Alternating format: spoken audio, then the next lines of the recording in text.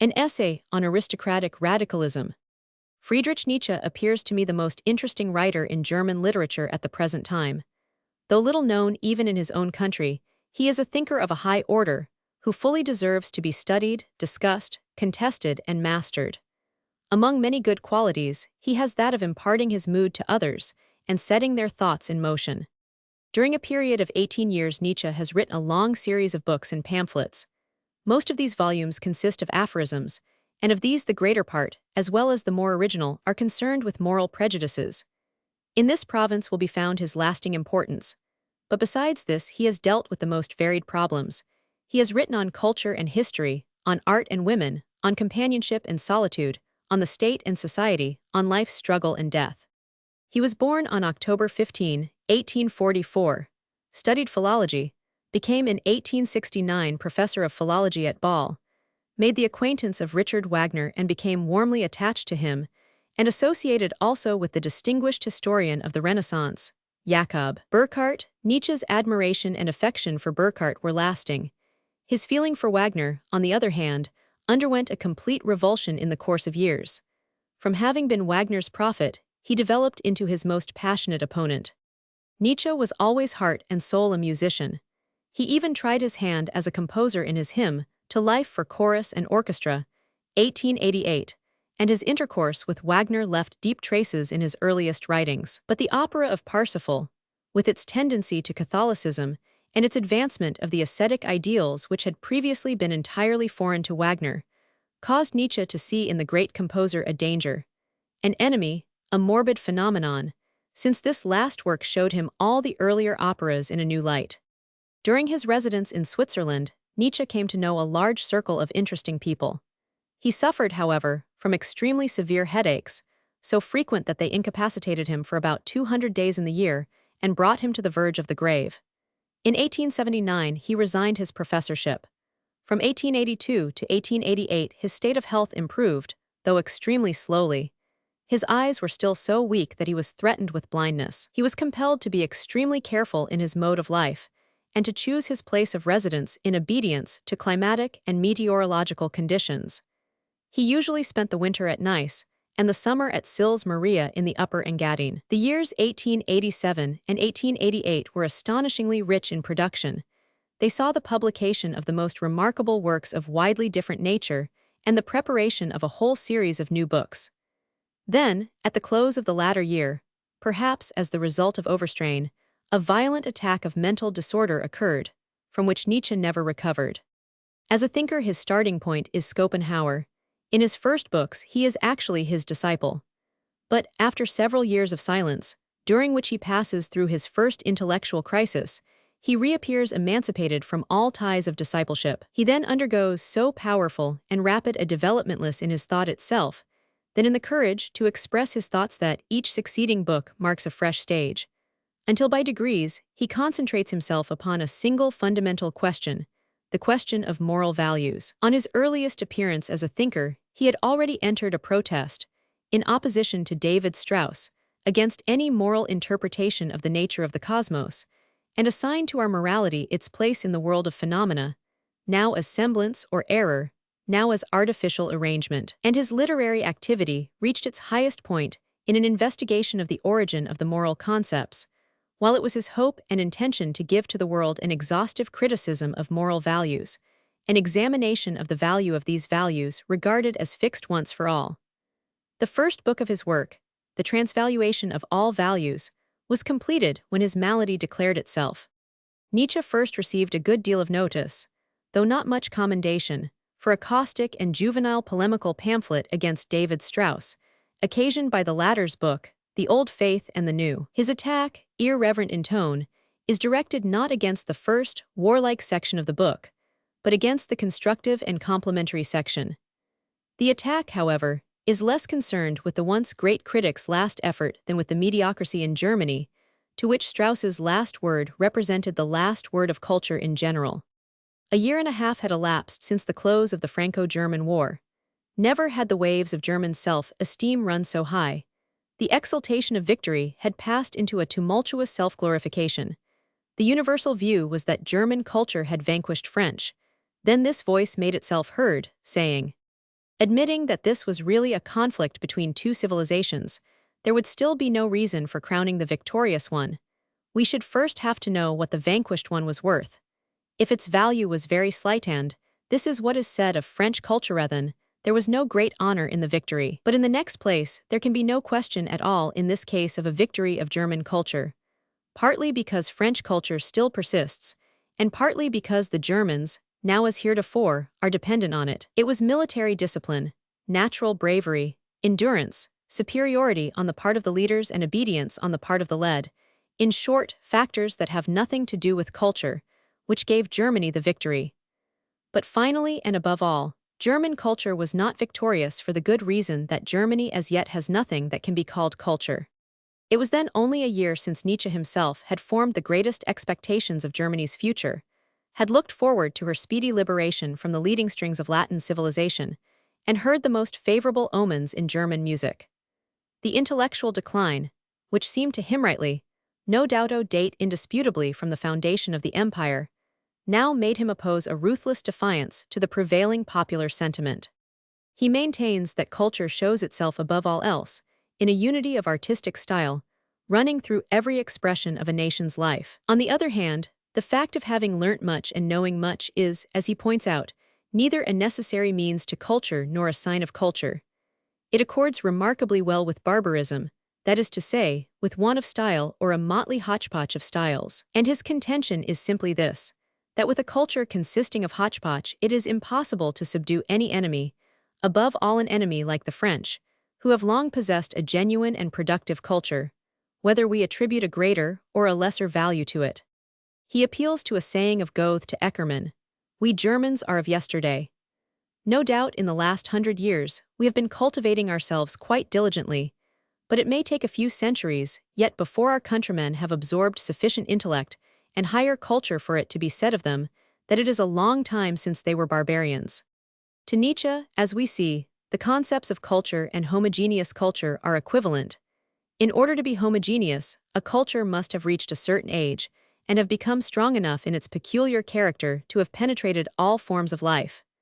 Homogeneous culture, however, is of course not the same thing as native culture. Ancient Iceland had a homogeneous culture, though its flourishing was brought about precisely by active intercourse with Europe. A homogeneous culture existed in Italy at the time of the Renaissance, in England in the 16th, in France in the 17th and 18th centuries. Although Italy built up her culture of Greek, Roman, and Spanish impressions, France hers of classical, Celtic, Spanish, and Italian elements, and although the English are the mixed race beyond all others. True, it is only a century and a half since the Germans began to liberate themselves from French culture, and hardly more than 100 years since they entirely escaped from the Frenchman's school, whose influence may nevertheless be traced even today. But still, no one can justly deny the existence of a German culture, even if it is yet comparatively young and in a state of growth. Nor will anyone who has a sense for the agreement between German music and German philosophy, an ear for the harmony between German music and German lyrical poetry, an eye for the merits and defects of German painting and sculpture, which are the outcome of the same fundamental tendency that is revealed in the whole intellectual and emotional life of Germany, be disposed in advance to deny Germany a homogeneous culture. More precarious will be the state of such smaller countries whose dependence on foreign nations has not unfrequently been a dependence raised to the second power. To Nietzsche, however, this point is of relatively small importance. He is convinced that the last hour of national cultures is at hand, since the time cannot be far off when it will only be a question of a European or European-American culture. He argues from the fact that the most highly developed people in every country already feel as Europeans, as fellow countrymen, nay, as confederates, and from the belief that the 20th century must bring with it the war for the dominion of the world. When therefore, from the result of this war, a tempestuous wind sweeps over all national vanities, bending and breaking them, what will then be the question? The question will then be, thinks Nietzsche, in exact agreement with the most eminent Frenchman of our day, whether by that time it has been possible to train or rear a sort of caste of preeminent spirits who will be able to grasp the central power. The real misfortune is, therefore, not that a country is still without a genuine, homogeneous, and perfected culture, but that it thinks itself cultured. And with his eye upon Germany, Nietzsche asks how it has come about that so prodigious a contradiction can exist as that between the lack of true culture and the self-satisfied belief in actually possessing the only true one end. He finds the answer in the circumstance that a class of men has come to the front, which no former century has known, and to which in 1873 he gave the name of culture Philistines. The culture Philistine regards his own impersonal education as the real culture. If he has been told that culture presupposes a homogeneous stamp of mind, he is confirmed in his good opinion of himself, since everywhere he meets with educated people of his own sort, and since schools, universities, and academies are adapted to his requirements and fashioned on the model corresponding to his cultivation, since he finds almost everywhere the same tacit conventions with respect to religion, morality, and literature, with respect to marriage, the family, the community, and the state, he considers it demonstrated that this imposing homogeneity is culture. It never enters his head that this systematic and well-organized Philistinism, which is set up in all high places and installed at every editorial desk, is not by any means made culture just because its organs are in concert. It is not even bad culture, says Nietzsche. It is barbarism fortified to the best of its ability, but entirely lacking the freshness and savage force of original barbarism. And he has many graphic expressions to describe culture Philistinism as the morass in which all weariness is stuck fast, and in the poisonous mists of which all endeavor languishes. All of us are now born into the society of cultured Philistinism. In it we all grow up. It confronts us with prevailing opinions, which we unconsciously adopt. And even when opinions are divided, the division is only into party opinions, public opinions. An aphorism of Nietzsche's reads, "What is public opinion? It is private indolence." The dictum requires qualification.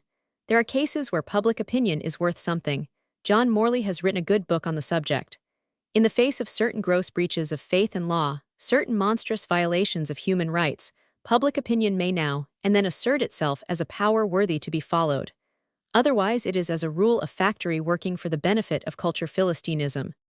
On entering life, then, young people meet with various collective opinions, more or less narrow-minded. The more the individual has it in him to become a real personality, the more he will resist following a herd.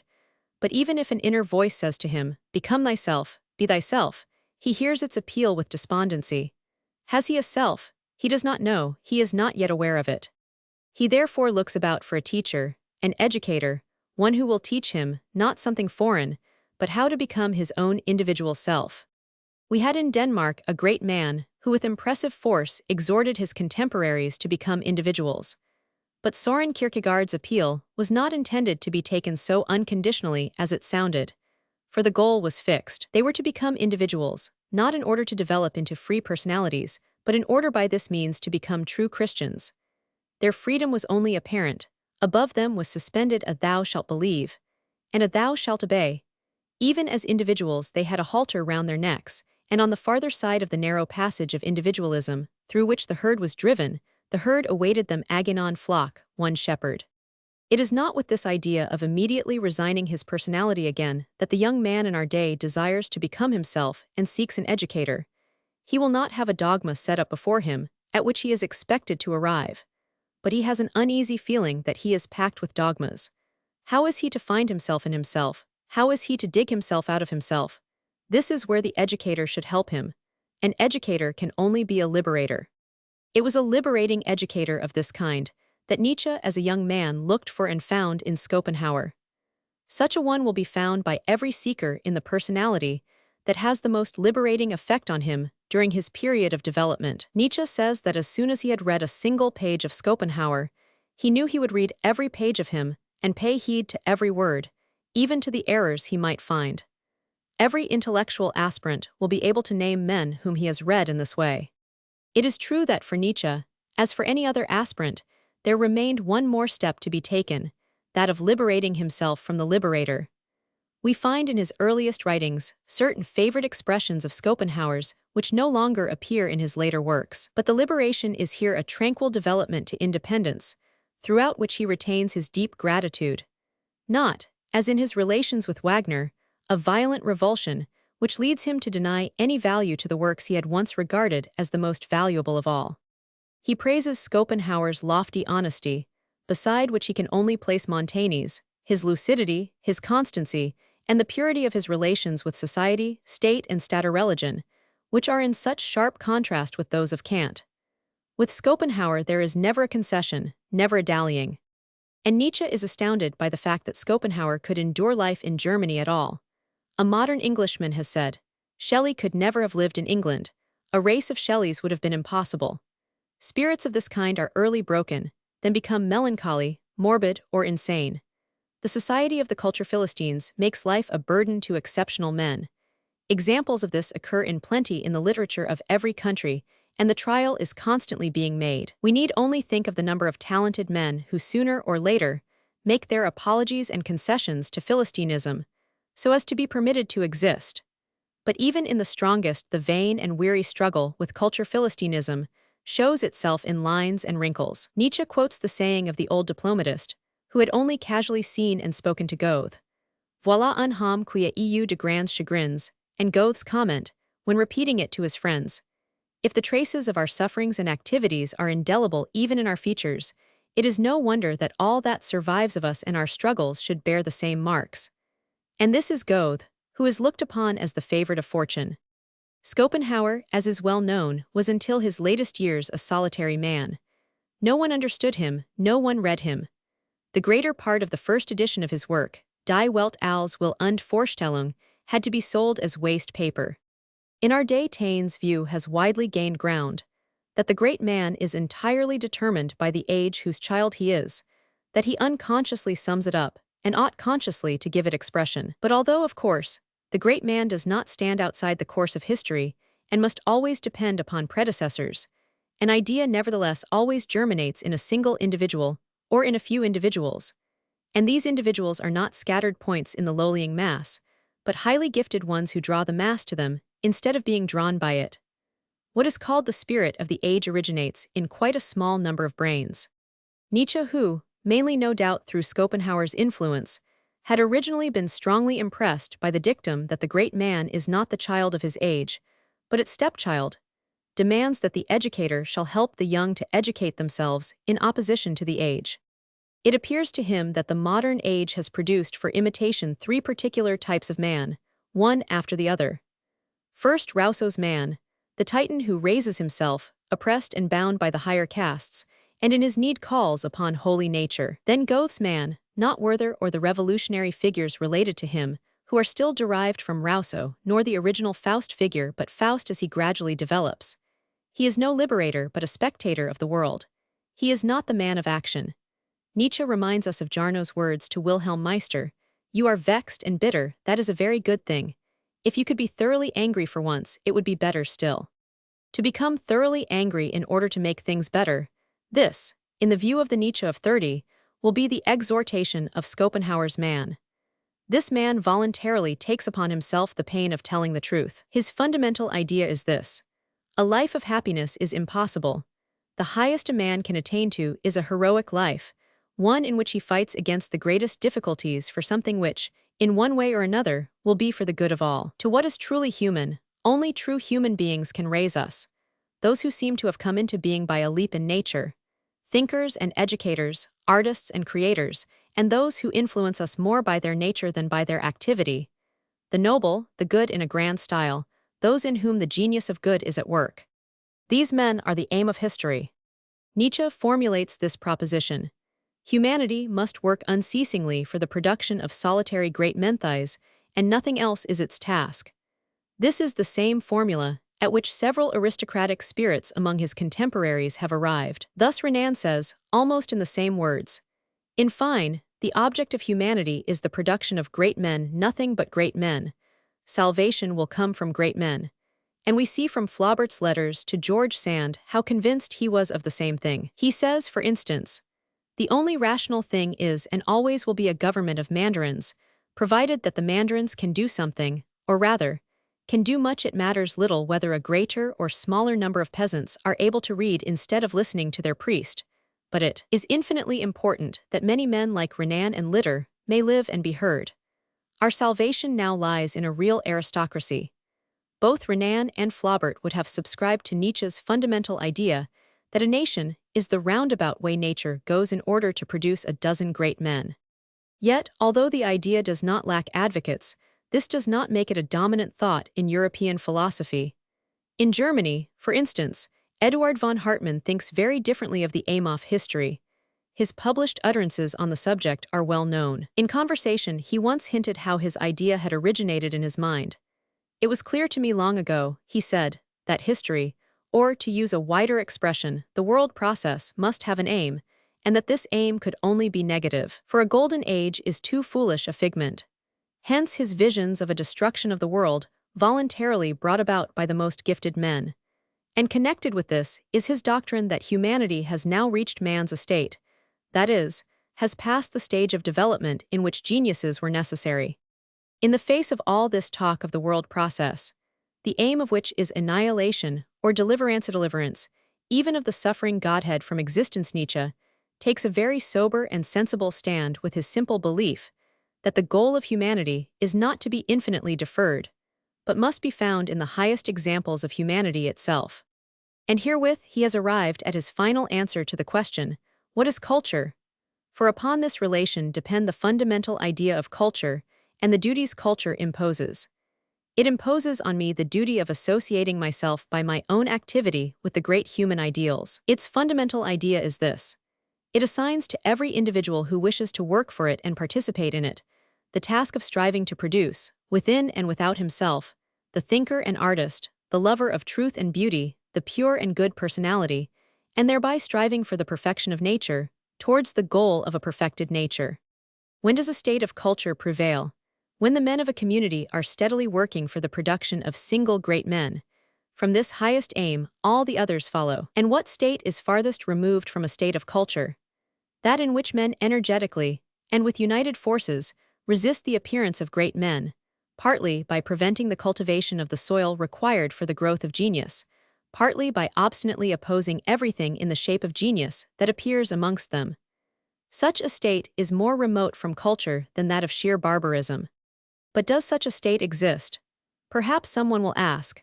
Most of the smaller nations will be able to read the answer in the history of their native land.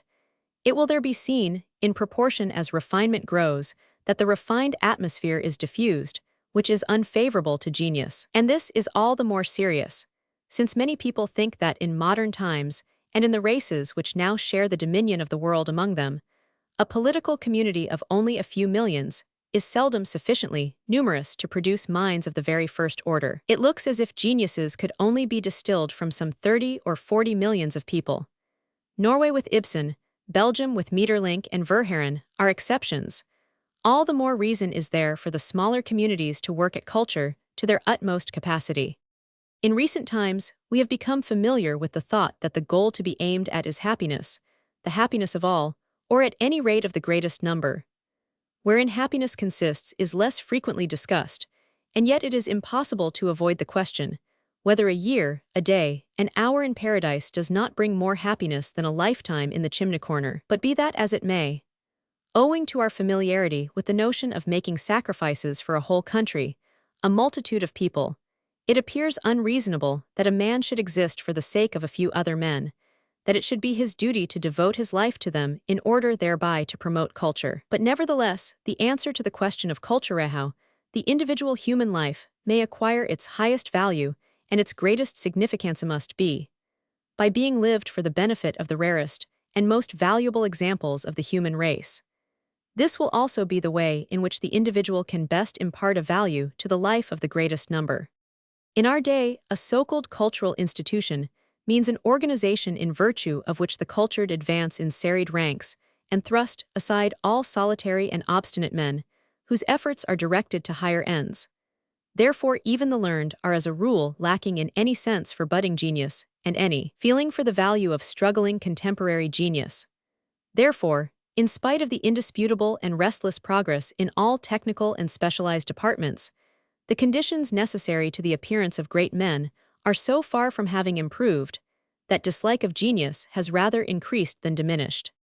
From the state, the exceptional individual cannot expect much. He is seldom benefited by being taken into its service. The only certain advantage it can give him is complete independence. Only real culture will prevent his being too early tired out or used up, and will spare him the exhausting struggle against culture philistinism. Nietzsche's value lies in his being one of these vehicles of culture, a mind which, itself independent, diffuses independence, and may become to others a liberating force, such as Schopenhauer was to Nietzsche himself in his younger days. Four of Nietzsche's early works bear the collective title, Thoughts out of Season Unzeitgemäß Betrachtungen, a title which is significant of his earliform determination to go against the stream. One of the fields in which he opposed the spirit of the age in Germany is that of education, since he condemns in the most uncompromising fashion the entire historical system of education of which Germany is proud, and which as a rule is everywhere regarded as desirable. His view is that what keeps the race from breathing freely and willing boldly is that it drags far too much of its past about with it, like a round shot chained to a convict's leg. He thinks it is historical education that fetters the race both in enjoyment and in action, since he who cannot concentrate himself on the moment and live entirely in it, can neither feel happiness himself nor do anything to make others happy. Without the power of feeling unhistorically, there is no happiness. And in the same way, forgetfulness, or rather, non-knowledge of the past, is essential to all action. Forgetfulness, the unhistorical, is as it were the enveloping air, the atmosphere, in which alone life can come into being. In order to understand it, let us imagine a youth who is seized with a passion for a woman, or a man who is swayed by a passion for his work. In both cases, what lies behind them has ceased to exist and, yet this state the most unhistorical that can be imagined, is that in which every action, every great deed is conceived and accomplished. Now answering to this, says Nietzsche, there exists a certain degree of historical knowledge which is destructive of a man's energy and fatal to the productive powers of a nation. In this reasoning, we can hear the voice of the learned German philologist, whose observations have mostly been drawn from German scholars and artists. For it would be unreasonable to suppose that the commercial or peasant class, the soldiers or manufacturers of Germany, suffered from an excess of historical culture. But even in the case of German savants, authors and artists, the evil here pointed out may be of such a nature as not to admit of remedy by simply abolishing historical education. Those men whose productive impulse has been checked or killed by historical studies were already so impotent and ineffective that the world would not have been enriched by their productions. And moreover, what paralyses is not so much the heterogeneous mass of dead historical learning about the actions of governments, political chess moves, military achievements, artistic styles, etc., as the knowledge of certain great minds of the past, by the side of whose production anything that can be shown by a man, now living, appears so insignificant as to make it a matter of indifference whether his work sees the light or not. Goethe alone is enough to reduce a young German poet to despair. But a hero worshipper like Nietzsche cannot consistently desire to curtail our knowledge of the greatest. The want of artistic courage and intellectual boldness has certainly deeper-lying causes. Above all, the disintegration of the individuality which the modern order of society involves. Strong men can carry a heavy load of history without becoming incapacitated for living. But what is interesting and significant of Nietzsche's whole intellectual standpoint is his inquiry as to how far life is able to make use of history. History, in his view, belongs to him who is fighting a great fight, and who needs examples, teachers, and comforters, but cannot find them among his contemporaries. Without history, the mountain chain of great men's great moments, which runs through millenniums, could not stand clearly and vividly before me. When one sees that it only took about 100 men to bring in the culture of the Renaissance, it may easily be supposed, for example, that 100 productive minds, trained in a new style, would be enough to make an end of culture philistinism. On the other hand, history may have pernicious effects in the hands of unproductive men. Thus young artists are driven into galleries instead of out into nature, and are sent, with minds still unformed, to centers of art, where they lose courage. And in all its forms history may render men unfit for life. In its monumental form, by evoking the illusion that there are such things as fixed, recurring historical conjunctions, so that what has once been possible is now, in entirely altered conditions, possible again. In its antiquarian form, by awakening a feeling of piety for ancient, bygone things, which paralyses the man of action, who must always outrage some piety or other. Finally, in its critical form, by giving rise to the depressing feeling that the very errors of the past, which we are striving to overcome, are inherited in our blood and impressed on our childhood, so that we live in a continual inner conflict between an old and a new nature. On this point, as on others already alluded to, Nietzsche's quarrel is ultimately with the broken-winded education of the present day. That education and historical education have in our time almost become synonymous terms, is to him a mournful sign. It has been irretrievably forgotten that culture ought to be what it was with the Greeks, a motive, a prompting to resolution. Nowadays culture is commonly described as inwardness, because it is a dead internal lump, which does not stir its possessor. The most educated people are walking encyclopedias. When they act, they do so in virtue of a universally approved, miserable convention, or else from simple barbarism. With this reflection, no doubt of general application, is connected a complaint which was bound to be evoked by modern literary Germany in particular.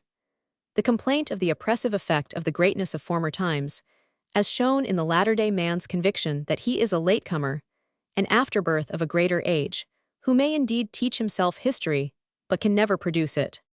Even philosophy, Nietzsche complains, with a side glance at the German universities, has been more and more transformed into the history of philosophy, a teaching of what everybody has thought about everything, a sort of harmless gossip between academic graybeards and academic sucklings. It is boasted as a point of honor that freedom of thought exists in various countries. In reality, it is only a poor sort of freedom. One may think in 100 ways, but one may only act in one way, and that is the way that is called culture, and is in reality only a form, and what is more a bad form, a uniform. Nietzsche attacks the view which regards the historically cultured person as the justest of all. We honor the historian who aims at pure knowledge, from which nothing follows. But there are many trivial truths, and it is a misfortune that whole battalions of inquirers should fling themselves upon them, even if these narrow minds belong to honest men. The historian is looked upon as objective when he measures the past by the popular opinions of his own time, as subjective when he does not take these opinions for models. That man is thought best fitted to depict a period of the past, who is not in the least affected by that period. But only he who has a share in building up the future can grasp what the past has been, and only when transformed into a work of art can history arouse or even sustain instincts. As historical education is now conducted, the mass of impressions communicated is so great as to produce numbness, a feeling of being born old of an old stock. Although less than 30 human lives, reckoned at 70 years each, divide us from the beginning of our era.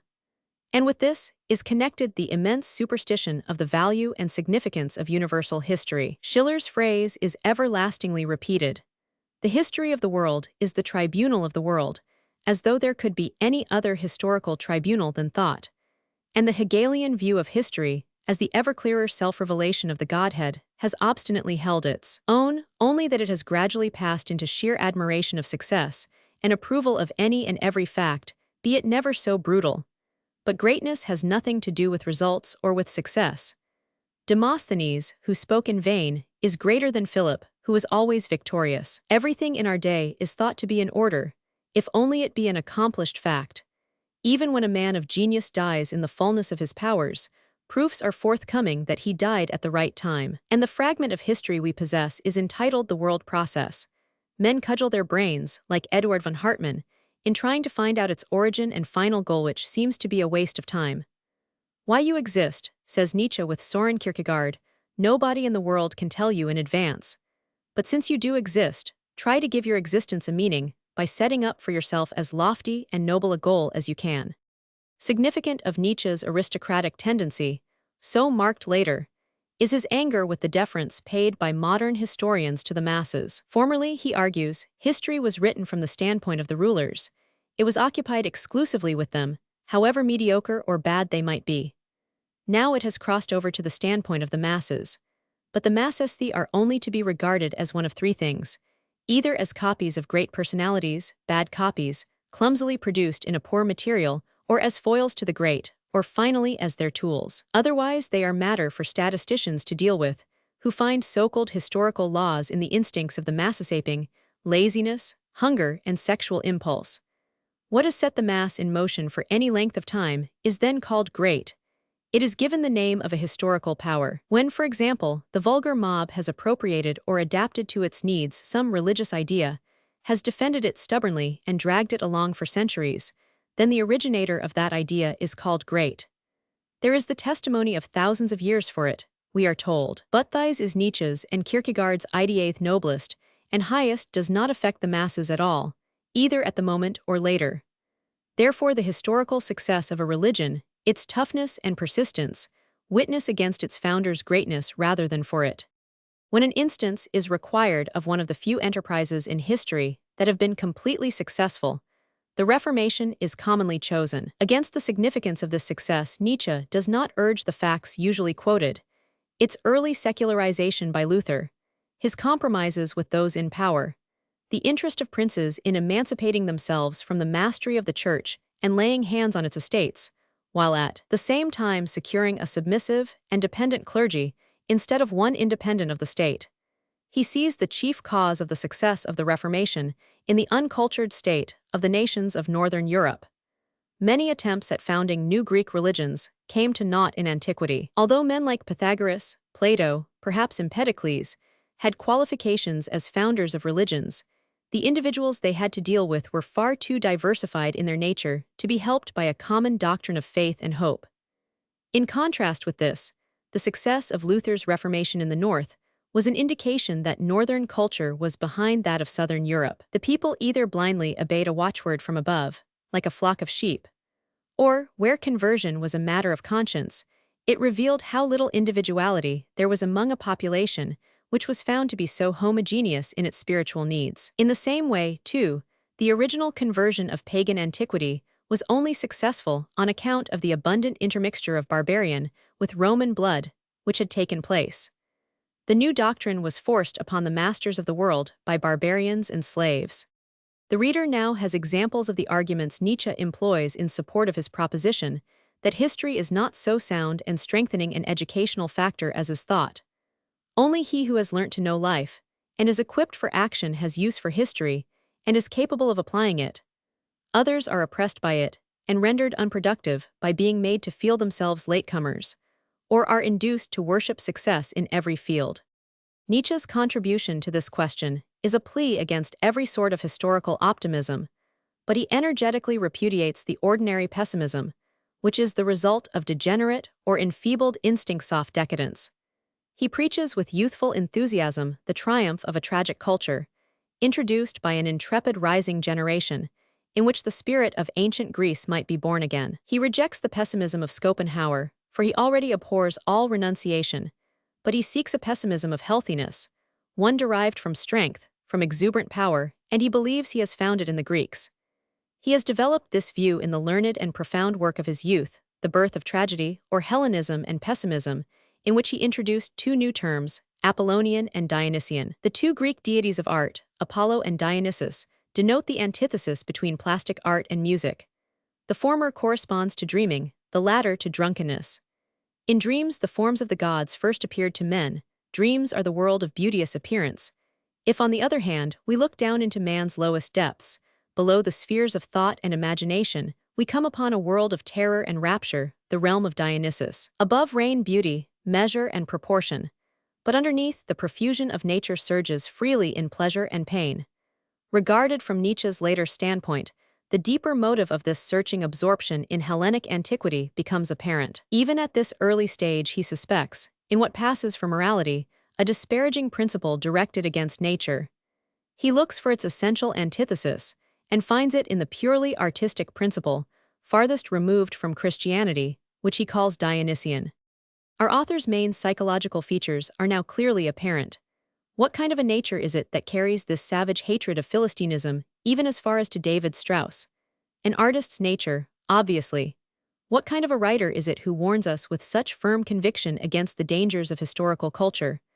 A philologist, obviously, who has experienced them in himself, has felt himself threatened with becoming a mere aftermath and tempted to worship historical success. What kind of a nature is it that so passionately defines culture as the worship of genius? Certainly no Eckermanager, but an enthusiast, willing at the outset to obey where he cannot command, but quick to recognize his own masterful bias, and to see that humanity is far from having outgrown the ancient antithetical relation of commanding and obeying.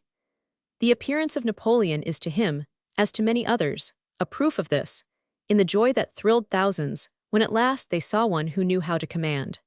But in the sphere of ethics, he is not disposed to preach obedience. On the contrary, constituted as he is, he sees the apathy and meanness of our modern morality in the fact that it still upholds obedience as the highest moral commandment, instead of the power of dictating to one's own morality. His military schooling and participation in the War of 187,071 probably led to his discovery of a hard and manly quality in himself, and imbued him with an extreme abhorrence of all softness and effeminacy. He turned aside with disgust from the morality of pity in Schopenhauer's philosophy and from the romantic Catholic element in Wagner's music, to both of which he had previously paid homage. He saw that he had transformed both masters according to his own needs, and he understood quite well the instinct of self-preservation that was here at work. The aspiring mind creates the helpers it requires. Thus he afterwards dedicated his book, Human, All Too Human, which was published on Voltaire's centenary, to the free spirits among his contemporaries. His dreams created the associates that he had not yet found in the flesh. The severe and painful illness, which began in his third ISCON year and long made him a recluse, detached him from all romanticism and freed his heart from all bonds of piety. It carried him far away from pessimism, in virtue of his proud thought that a sufferer has no right to pessimism. This illness made a philosopher of him in a strict sense. His thoughts stole inquisitively along forbidden paths. This thing passes for a value. Can we not turn it upside down? This is regarded as good. Is it not rather evil? Is not God refuted? But can we say as much of the devil? Are we not deceived? And deceived deceivers, all of us. And then out of this long sickliness arises a passionate desire for health, the joy of the convalescent in life, in light, in warmth, in freedom and ease of mind, in the range and horizon of thought, in visions of new dawns, in creative capacity, in poetical strength. And he enters upon the lofty self-confidence and ecstasy of a long, uninterrupted production. It is neither possible nor necessary to review here the long series of his writings. In calling attention to an author who is still unread, one need only throw his most characteristic thoughts and expressions into relief, so that the reader with little trouble may form an idea of his way of thinking and quality of mind. The task is here rendered difficult by Nietzsche's thinking in aphorisms, and facilitated by his habit of emphasizing every thought in such a way as to give it a startling appearance. English utilitarianism has met with little acceptance in Germany. Among more eminent contemporary thinkers, Eugen Düring is its chief advocate. Friedrich Paulsen also sides with the Englishmen. Eduard von Hartmann has attempted to demonstrate the impossibility of simultaneously promoting culture and happiness. Nietzsche finds new difficulties in an analysis of the concept of happiness. The object of utilitarianism is to procure humanity as much pleasure and as little of the reverse as possible. But what if pleasure and pain are so intertwined that he who wants all the pleasure he can get must take a corresponding amount of suffering into the bargain? Clarchen's song contains the words, Himmelhoch jauchzend, zum Tod betrübt. Who knows whether the latter is not the condition of the former? The Stoics believed this, and wishing to avoid pain, asked of life the minimum of pleasure. Probably it is equally unwise in our day to promise men intense joys if they are to be insured against great sufferings. We see that Nietzsche transfers the question to the highest spiritual plane, without regard to the fact that the lowest and commonest misfortunes, such as hunger, physical exhaustion, excessive and unhealthy labor, yield no compensation in violent joys. Even if all pleasure be dearly bought, it does not follow that all pain is interrupted and counterbalanced by intense enjoyment. In accordance with his aristocratic bias, he then attacks Bentham's proposition, the greatest possible happiness of the greatest possible number. The ideal was, of course, to procure happiness for everybody. As this could not be done, the formula took the above shape. But why happiness for the greatest number? We might imagine it for the best, the noblest, the most gifted, and we may be permitted to ask whether moderate prosperity and moderate well-being are preferable to the inequality of lot which acts as a goad, forcing culture ever upward. Then there is the doctrine of unselfishness. To be moral is to be unselfish. It is good to be so, we are told. But what does that mean good? Good for whom? Not for the self-sacrificer, but for his neighbor. He who praises the virtue of unselfishness praises something that is good for the community, but harmful to the individual. And the neighbor who wants to be loved unselfishly is not himself unselfish. The fundamental contradiction in this morality is that it demands, and commends a renunciation of the ego for the benefit of another ego. At the outset, the essential and invaluable element of all morality is, in Nietzsche's view, simply this, that it is a prolonged constraint. As language gains in strength and freedom by the constraint of verse, and as all the freedom and delicacy to be found in plastic art, music, and dancing is the result of arbitrary laws, so also does human nature only attain its development under constraint. No violence is thereby done to nature. This is the very nature of things. The essential point is that there should be obedience, for a long time and in the same direction. Thou shalt obey someone or something, and for a long time otherwise thou wilt come to grief. This seems to be the moral imperative of nature, which is certainly neither categorical as Kant thought, nor addressed to the individual. Nature does not trouble about the individual, but seems to be addressed to nations, classes, periods, race, in fact, to mankind. On the other hand, all the morality that is addressed to the individual for his own good, for the sake of his own welfare, is reduced in this view to mere household remedies and counsels of prudence, recipes for curbing passions that might want to break out. And all this morality is preposterous in form, because it addresses itself to all and generalizes what does not admit of generalization. Kant gave us a guiding rule with his categorical imperative, but this rule has failed us. It is of no use saying to us, act as others ought to act in this case. For we know that there are not and cannot be such things as identical actions, but that every action is unique in its nature, so that any precept can only apply to the rough outside of actions. But what of the voice and judgment of conscience?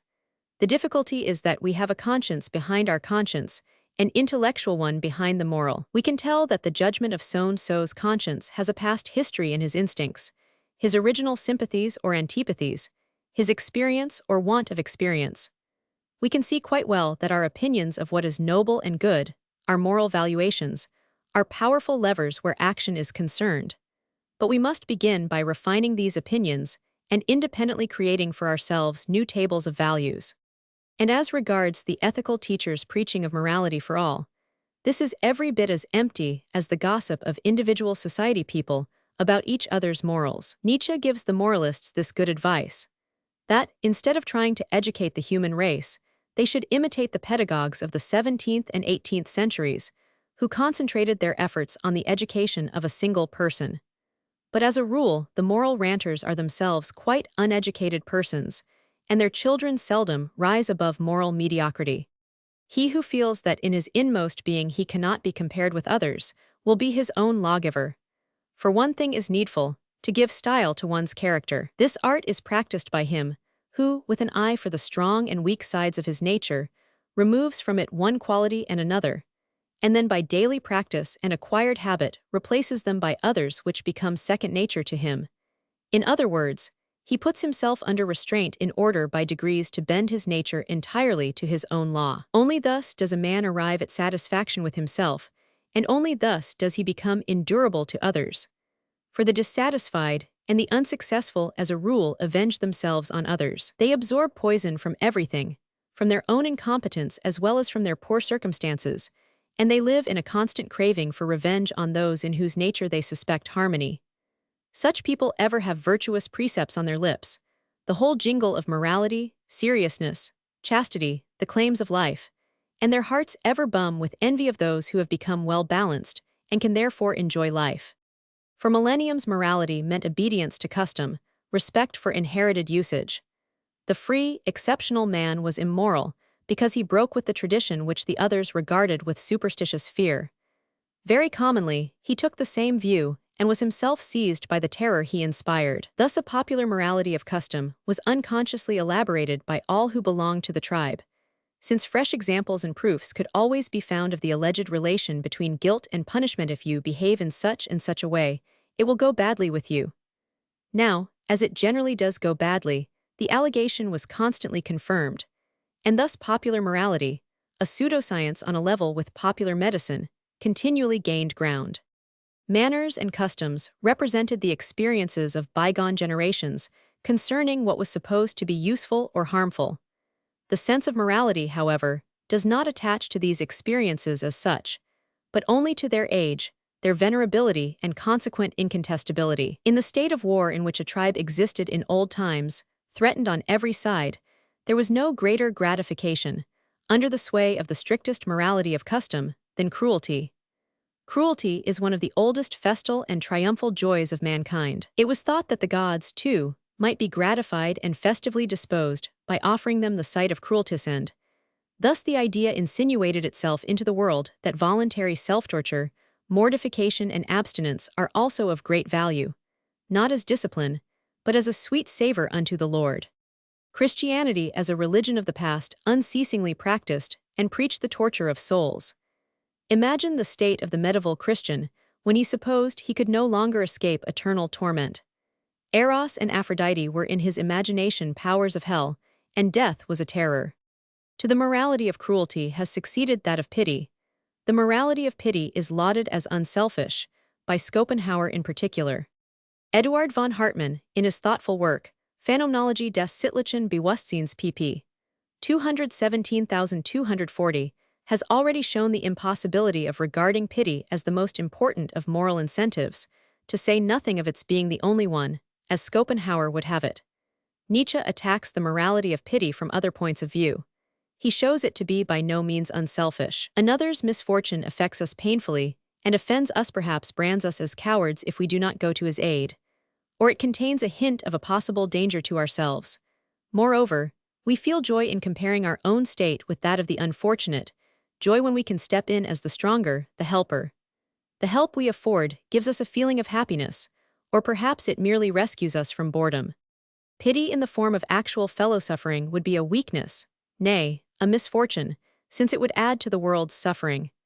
A man who seriously abandoned himself to sympathy with all the misery he found about him would simply be destroyed by it. Among savages, the thought of arousing pity is regarded with horror. Those who do so are despised. According to savage notions, to feel pity for a person is to despise him, but they find no pleasure in seeing a contemptible person suffer.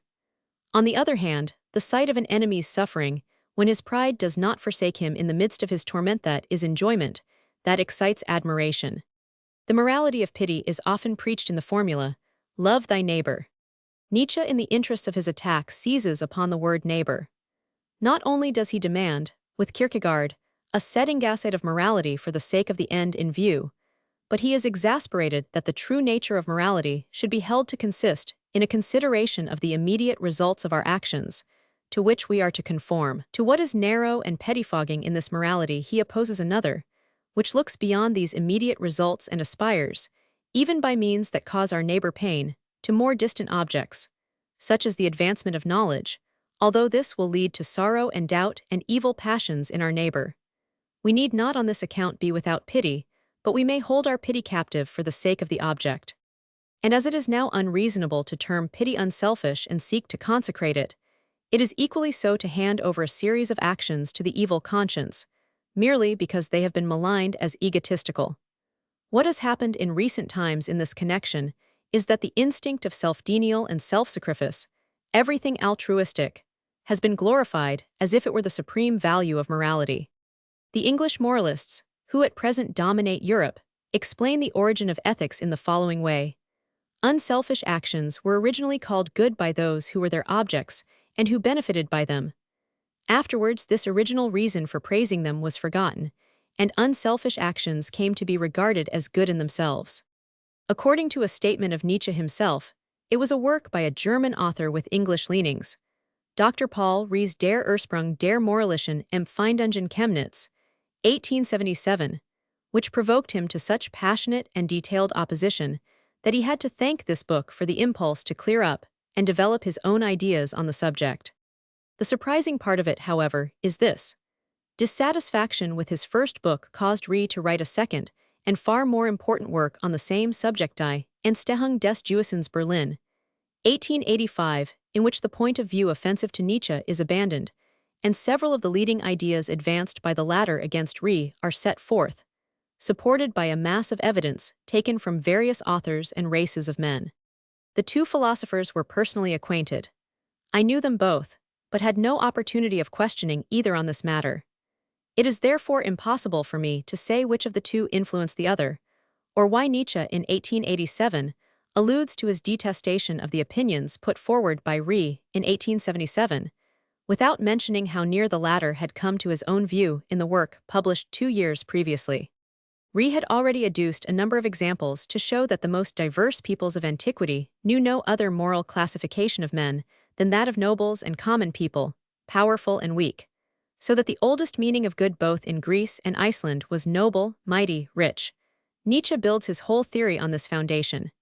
His train of thought is this: the critical word good is not due to those to whom goodness has been shown. The oldest definition was this: the noble, the mightier, higher-placed and high-minded held themselves and their actions to be good off the first rank in contradistinction to everything low and low-minded. Noble, in the sense of the class consciousness of a higher caste, is the primary concept from which develops good in the sense of spiritually aristocratic. The lowly are designated as bad, not evil. Bad does not acquire its unqualified depreciatory meaning till much later. In the mouth of the people, it is a laudatory word. The German word schlecht is identical with schlicht cf. Schlechtweg and Schlechterdings. The ruling caste call themselves sometimes simply the mighty, sometimes the truthful, like the Greek nobility, whose mouthpiece Theognis was. With him beautiful, good and noble always have the sense of aristocratic. The aristocratic moral valuation proceeds from a triumphant affirmation, a yising, which we find in the Homeric heroes. We, the noble, beautiful and brave, are the good, the beloved of the gods. These are strong men, charged with force, who delight in warlike deeds, to whom, in other words, happiness is activity. It is of course unavoidable that these nobles should misjudge and despise the plebeian herd they dominate. Yet as a rule there may be traced in them a pity for the downtrodden caste, for the drudge and beast of burden, an indulgence towards those to whom happiness is rest, the Sabbath of inactivity. Among the lower orders, on the other hand, an image of the ruling caste distorted by hatred and spite is necessarily current. In this distortion there lies a revenge. In opposition to the aristocratic valuation, good, noble, beautiful, happy, favored by the gods, the slave morality then is this: the wretched alone are the good. Those who suffer and are heavy laden, the sick and the ugly, they are the only pious ones. On the other hand, you, ye noble and rich, are to all eternity the evil, the cruel, the insatiate, the ungodly, and after death the damned. Whereas noble morality was the manifestation of great self-esteem, a continual yising, slave morality is a continual nay, a thou shalt not, a negation. To the noble valuation, good, bad, worthless, corresponds the antithesis of slave morality, good, evil. And who are the evil in this morality of the oppressed? Precisely the same who in the other morality were the good. Let anyone read the Icelandic sagas and examine the morality of the ancient Northmen, and then compare with it the complaints of other nations about the Vikings' misdeeds. It will be seen that these aristocrats, whose conduct in many ways stood high, were no better than beasts of prey in dealing with their enemies. They fell upon the inhabitants of Christian shores like eagles upon lambs. One may say they followed an eagle ideal, but then we cannot wonder that those who were exposed to such fearful attacks gathered round an entirely opposite moral ideal, that of the lamb. In the third chapter of his Utilitarianism, Stuart Mill attempts to prove that the sense of justice has developed from the animal instinct of making reprisal for an injury or a loss. In an essay on the transcendental satisfaction of the feeling of revenge supplement to the first edition of the Worth des Lebens Eugen Düring, has followed him in trying to establish the whole doctrine of punishment upon the instinct of retaliation. In his Phenomenology, Eduard von Hartmann shows how this instinct, strictly speaking, never does more than involve a new suffering, a new offense, to gain external satisfaction for the old one, so that the principle of requital can never be any distinct principle.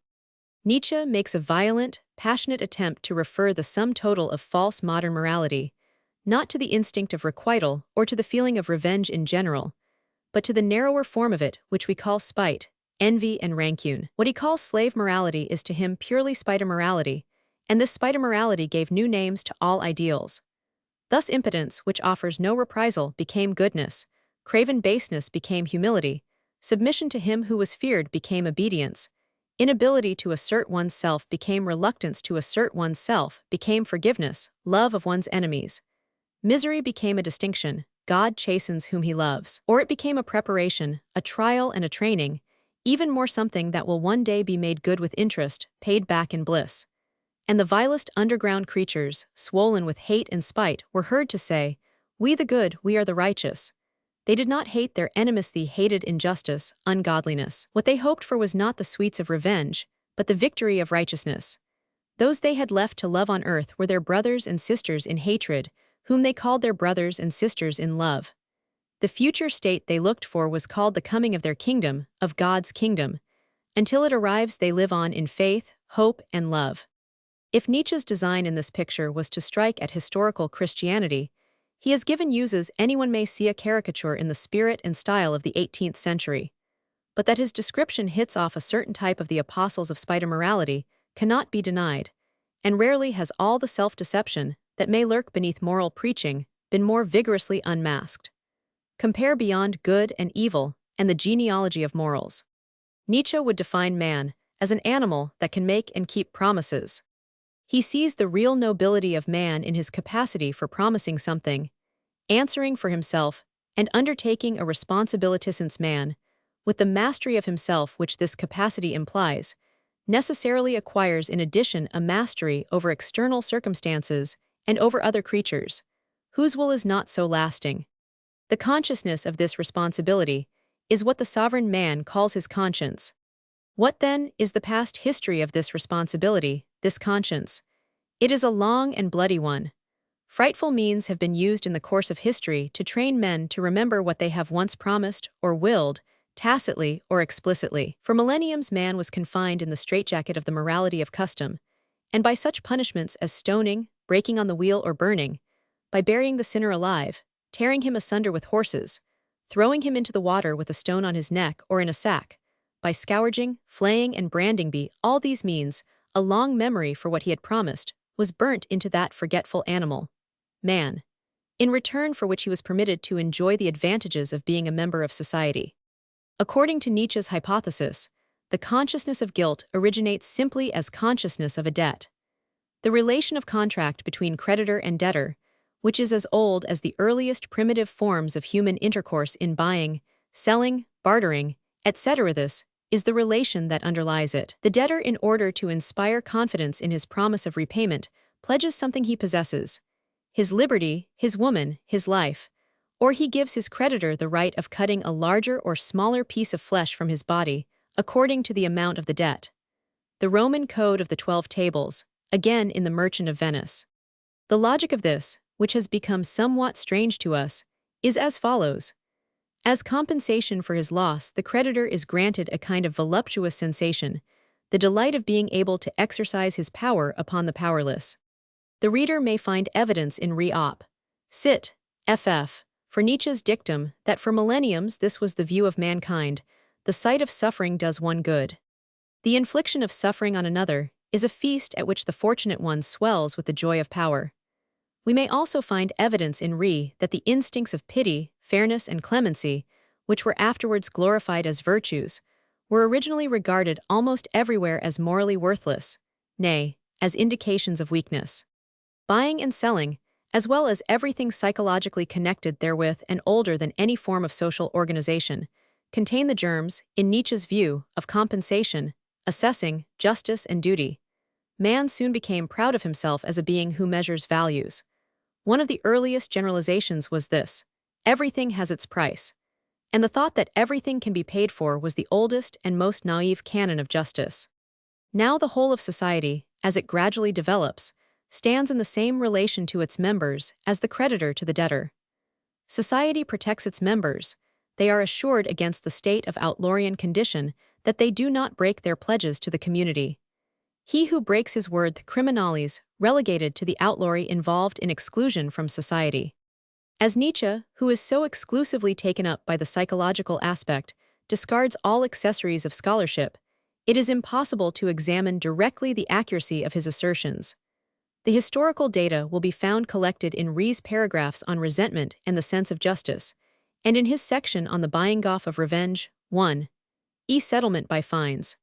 Other thinkers besides Nietzsche, such as E. von Hartmann and Rie, have combated the view that the idea of justice has its origin in a state of resentment, and Nietzsche has scarcely brought to light any fresh and convincing proof. But what is characteristic of him as a writer is the excess of personal passion with which he attacks this view. obviously because it is connected with the reasoning of modern democracy. In many a modern cry for justice, there rings a note of plebeian spite and envy. Involuntarily, many a modern savant of middle-class or lower-middle-class origin has attributed an unwarrantable importance to the atavistic emotions prevalent among those who have been long oppressed: hatred and rancor, spite and thirst for revenge. Nietzsche does not occupy himself for an instant with the state of things in which revenge does duty as the sole punitive justice. For the death feud is not a manifestation of the thrall's hatred of his master, but of ideas of honor among equals. He dwells exclusively on the contrast between a ruling caste and a caste of slaves, and shows a constantly recurring indignation with doctrines which have caused the progressive among his contemporaries to look with indulgence on the instincts of the populace, and with suspicion or hostility on master spirits. His purely personal characteristic, however, the unphilosophical and temperamental in him, is revealed in the trait that, while he has nothing but scorn and contempt for the downtrodden class or race, for the slave morality resulting from its suppressed rancor, he positively revels in the ruling caste's delight in its power, in the atmosphere of healthiness, freedom, frankness, and truthfulness in which it lives. Its acts of tyranny he defends or excuses. The image it creates for itself of the slave caste is to him far less falsified than that which the latter forms of the master caste. Nor can there be serious question of any real injustice committed by this caste, for there is no such thing as right or wrong in itself. The infliction of an injury, forcible subjection, exploitation, or annihilation is not in itself a wrong, cannot be such, since life in its essence, in its primary functions, is nothing but oppression, exploitation, and annihilation. Conditions of justice can never be anything but exceptional conditions, that is, as limitations of the real desire of life, the object of which is power. Nietzsche replaces Schopenhauer's will to life and Darwin's struggle for existence by the will to power. In his view, the fight is not for life bare existence but for power, and he has a great deal to say somewhat beside the Markov, the mean and paltry conditions those Englishmen must have had in view who set up the modest conception of the struggle for life. It appears to him as if they had imagined a world in which everybody is glad if he can only keep body and soul together. But life is only an expression for the minimum. In itself, life seeks, not self-preservation alone, but self-increase, and this is precisely the will to power. It is therefore obvious that there is no difference of principle between the new catchword and the old, for the struggle for existence necessarily leads to the conflict of forces and the fight for power. Now a system of justice, seen from this standpoint, is a factor in the conflict of forces. Conceived as supreme, as a remedy for every kind of struggle, it would be a principle hostile to life and destructive of the future and progress of humanity. Something similar was in the mind of Lassalle when he declared that the standpoint of justice was a bad standpoint in the life of nations. What is significant of Nietzsche is his love of fighting for its own sake, in contrast to the modern humanitarian view. To Nietzsche, the greatness of a movement is to be measured by the sacrifices it demands. The hygiene which keeps alive millions of weak and useless beings who ought rather to die is to him no true progress. A dead level of mediocre happiness assured to the largest possible majority of the miserable creatures we nowadays call men would be to him no true progress.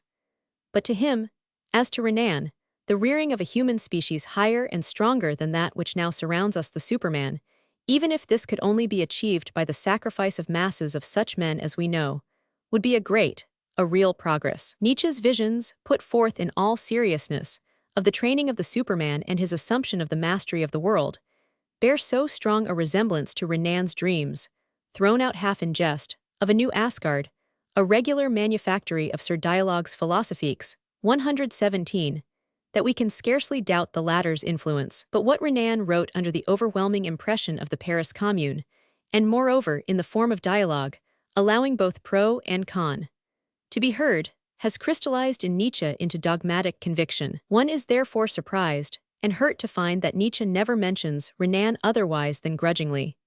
He scarcely alludes to the aristocratic quality of his intellect, but he speaks with repugnance of that respect for the gospel of the humble which Renan everywhere discloses, and which is undeniably at variance with his hope of the foundation of a breeding establishment for supermen. Renan, and after him Taine, turned against the almost religious feelings which were long entertained in the New Europe towards the First French Revolution, Renan regretted the revolution betimes on national grounds. Taine, who began by speaking warmly of it, changed his mind on closer inquiry.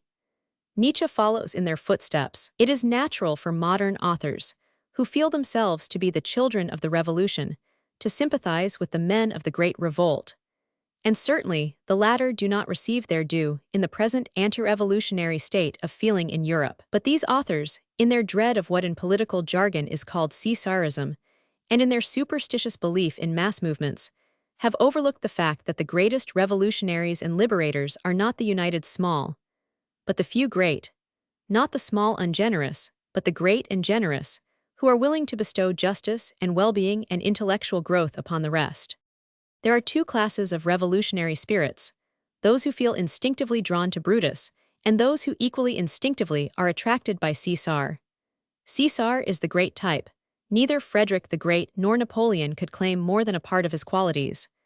The modern poetry of the 40s teems with songs in praise of Brutus, but no poet has sung Caesar. Even a poet with so little love for democracy, as Shakespeare totally failed to recognize his greatness. He gave us a pale caricature of his figure, and followed Plutarch in glorifying Brutus at his expense. Even Shakespeare could not see that Caesar placed a very different stake on the table of life from that of his paltry murderer. Caesar was descended from Venus. In his form was grace. His mind had the grand simplicity which is the mark of the greatest. His nature was nobility. He, from whom even today all supreme power takes its name, had every attribute that belongs to a commander and ruler of the highest rank. Only a few men of the Italian Renaissance have reached such a height of genius. His life was a guarantee of all the progress that could be accomplished in those days. Brutus's nature was doctrine, his distinguishing mark the narrowness that seeks to bring back dead conditions, and that sees omens of a call in the accident of a name. His style was dry and laborious, his mind unfertile. His vice was avarice, usury his delight. To him the provinces were conquests beyond the pale. He had 5 senators of Salamis starved to death because the town could not pay, and on account of a dagger thrust, which accomplished nothing and hindered nothing of what it was meant to hinder. This arid brain has been made a sort of genius of liberty, merely because men have failed to understand what it meant to have the strongest, richest, and noblest nature invested with supreme power. From what has been said above, it will easily be understood that Nietzsche derives justice entirely from the active emotions, since, in his view, revengeful feelings are always low. He does not dwell on this point, however. Older writers had seen in the instinct of retaliation the origin of punishment. Stuart Mill, in his utilitarianism, derived justice from already established punitive provisions justum from jussum, which were precautionary measures, not reprisals. Ree, in his book on the origin of conscience, defended the kindred proposition that punishment is not a consequence of the sense of justice, but vice versa. The English philosophers in general derive the bad conscience from punishment. The value of the latter is supposed to consist in awakening a sense of guilt in the delinquent. Against this Nietzsche enters a protest. He maintains that punishment only hardens and benumbs a man.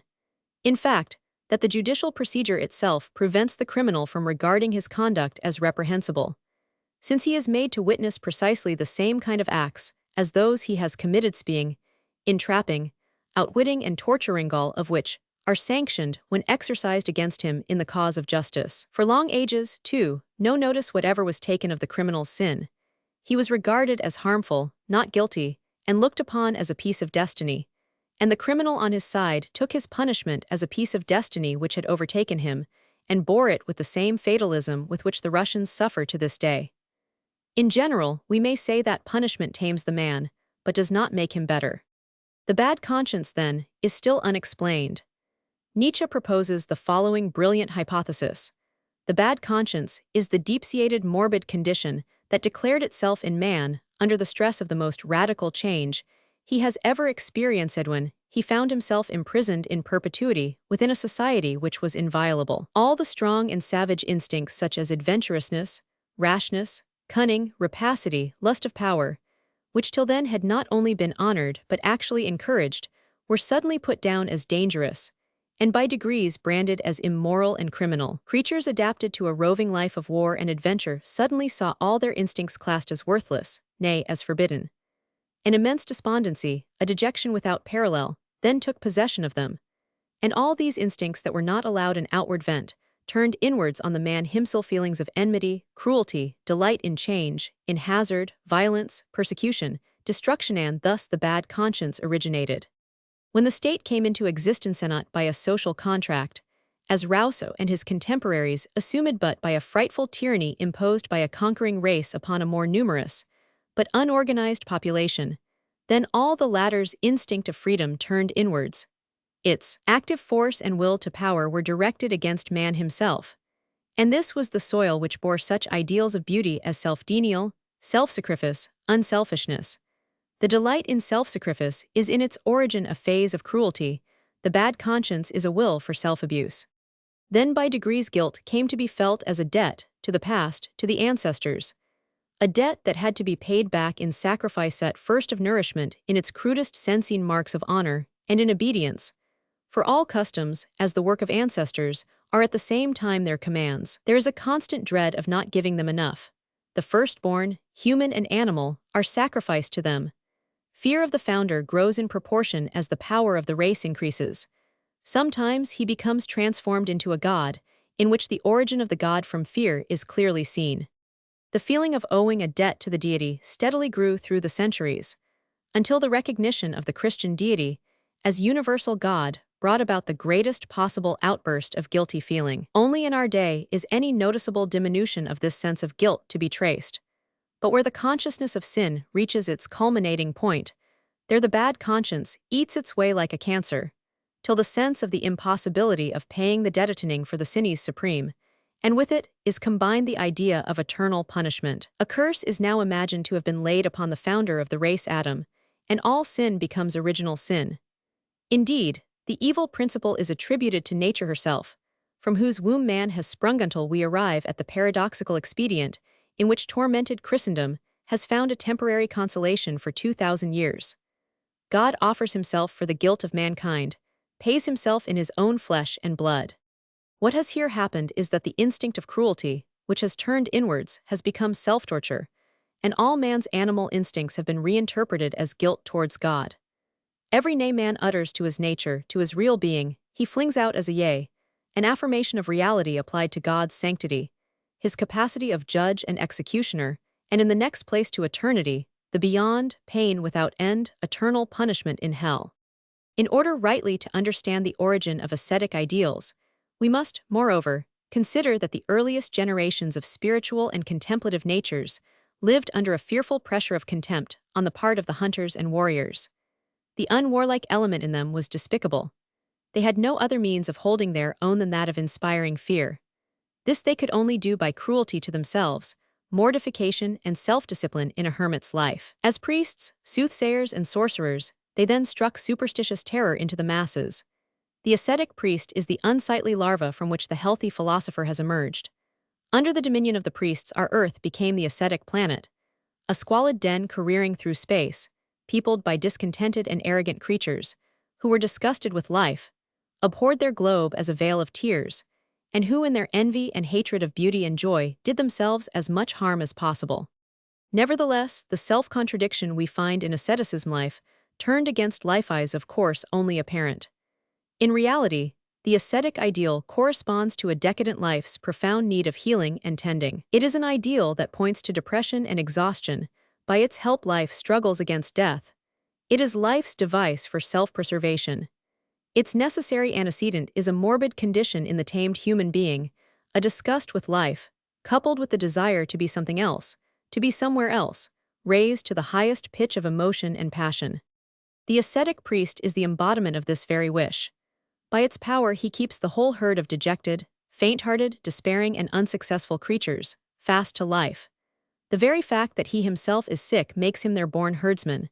If he were healthy, he would turn away with loathing from all this eagerness to relabel weakness, envy, Pharisaism, and false morality as virtue. But being himself sick, he is called upon to be an attendant in the great hospital of sinners, the Church. He is constantly occupied with sufferers who seek the cause of their pain outside themselves. He teaches the patient that the guilty cause of his pain is himself. Thus he diverts the rancor of the abortive man and makes him less harmful by letting a great part of his resentment recoil on himself. The ascetic priest cannot properly be called a physician. He mitigates suffering and invents consolations of every kind, both narcotics and stimulants. The problem was to contend with fatigue and despair, which had seized like an epidemic upon great masses of men. Many remedies were tried. First, it was sought to depress vitality to the lowest degree. Not to will, not to desire, not to work, and so on, to become apathetic. Pascal's Il faut es abattre. The object was sanctification, a hypnotizing of all mental life, a relaxation of every purpose, and consequently freedom from pain. In the next place, mechanical activity was employed as a narcotic against states of depression, the blessing of labor. The ascetic priest, who has to deal chiefly with sufferers of the poorer classes, reinterprets the task of the unfortunate drudge for him, making him see in it a benefit. Then again, the prescription of a little, easily accessible joy is a favorite remedy for depression, such as gladdening others, helping them in love of one's neighbor. Finally, the decisive cure is to organize all the sick into an immense hospital, to found a congregation of them. The disinclination that accompanies the sense of weakness is thereby combated, since the mass feels strong in its inner cohesion. But the chief remedy of the ascetic priest was, after all, his reinterpretation of the feeling of guilt as sin. The inner suffering was a punishment. The sick man was the sinner. Nietzsche compares the unfortunate, who receives this explanation of his qualms, with a hen round which a chalk circle has been drawn. He cannot get out. Wherever we look, for century after century, we see the hypnotic gaze of the sinner, staring in spite of Jobet guilt, as the only cause of suffering. Everywhere the evil conscience and the scourge and the hairy shirt and weeping and gnashing of teeth, and the cry of more pain. More pain. Everything served the ascetic ideal.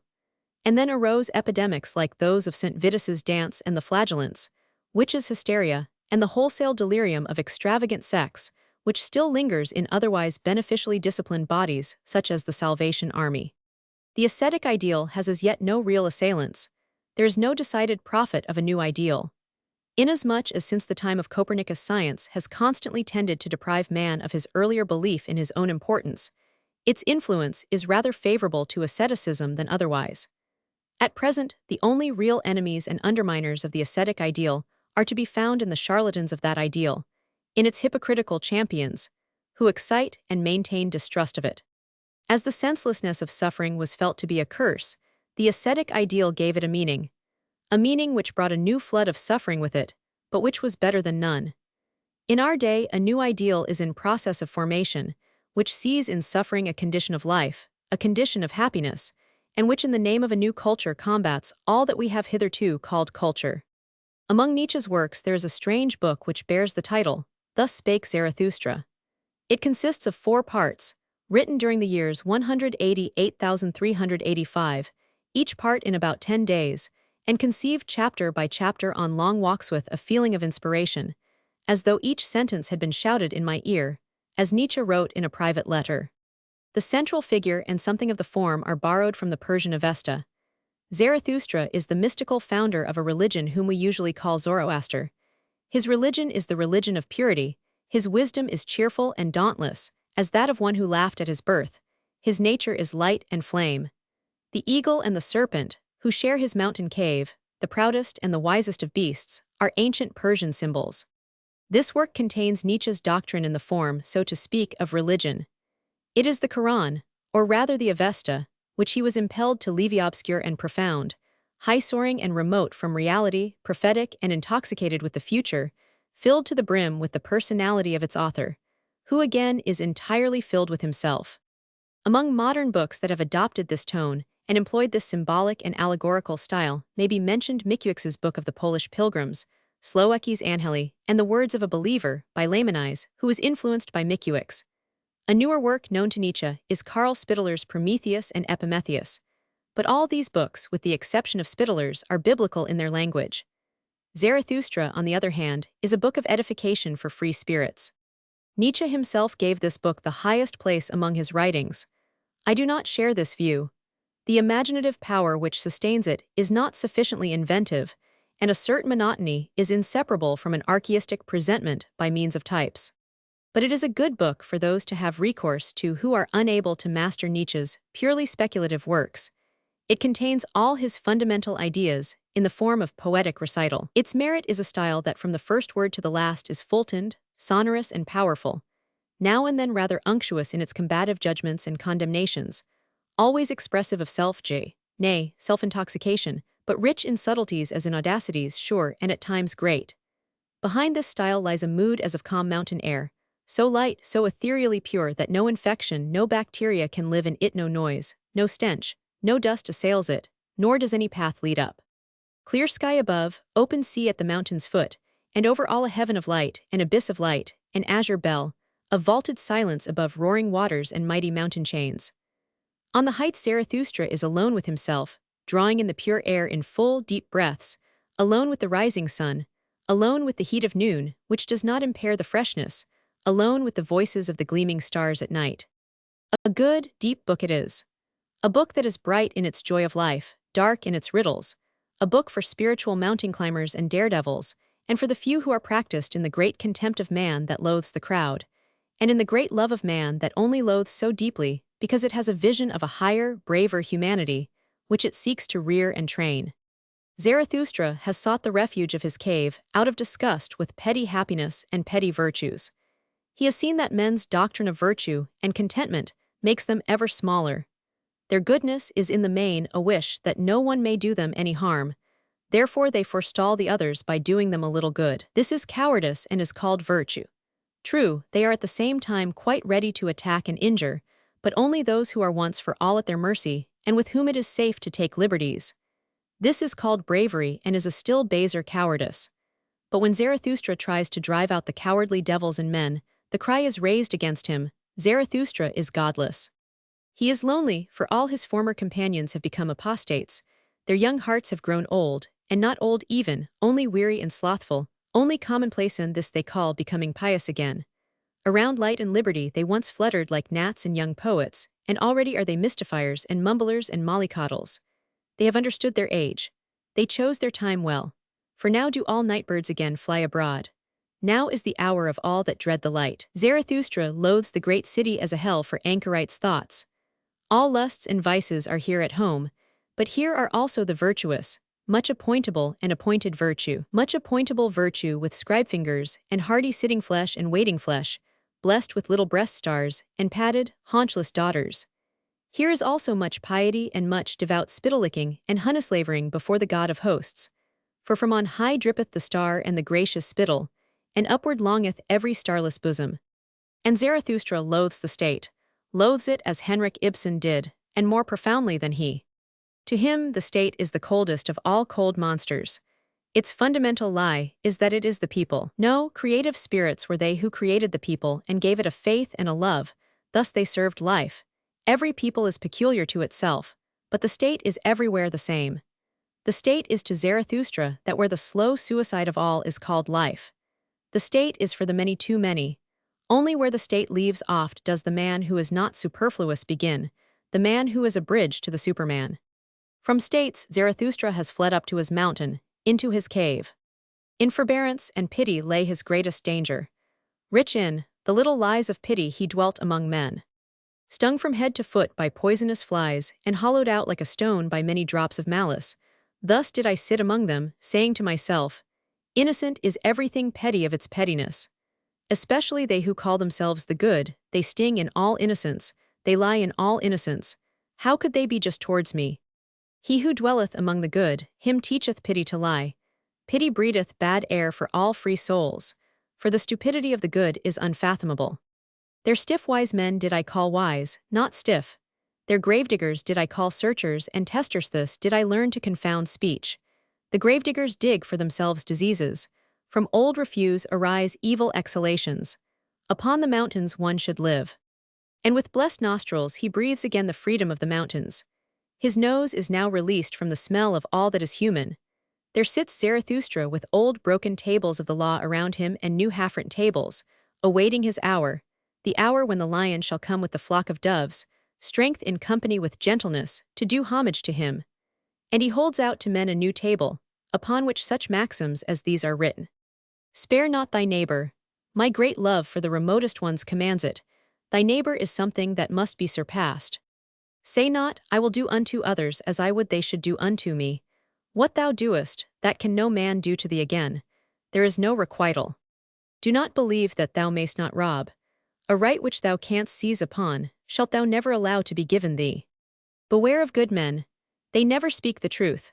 For all that they call evil the daring venture, the prolonged distrust, the cruel nay, the deep disgust with men, the will and the power to cut into the quick, all this must be present where a truth is to be born. All the past is at man's mercy. But this being so, it might happen that the rabble became master and drowned all time in its shallow waters, or that a tyrant usurped it all. Therefore we need a new nobility, to be the adversary of all rabble and all tyranny, and to inscribe on new tables the word noble. Certainly not a nobility that can be bought, nor a nobility whose virtue is love of country. No, teaches Zarathustra, exiles shall ye be from your fatherlands and forefatherlands. Not the land of your fathers shall ye love, but your children's land. This love is the new nobility love of that new land, the undiscovered, far-off country in the remotest sea.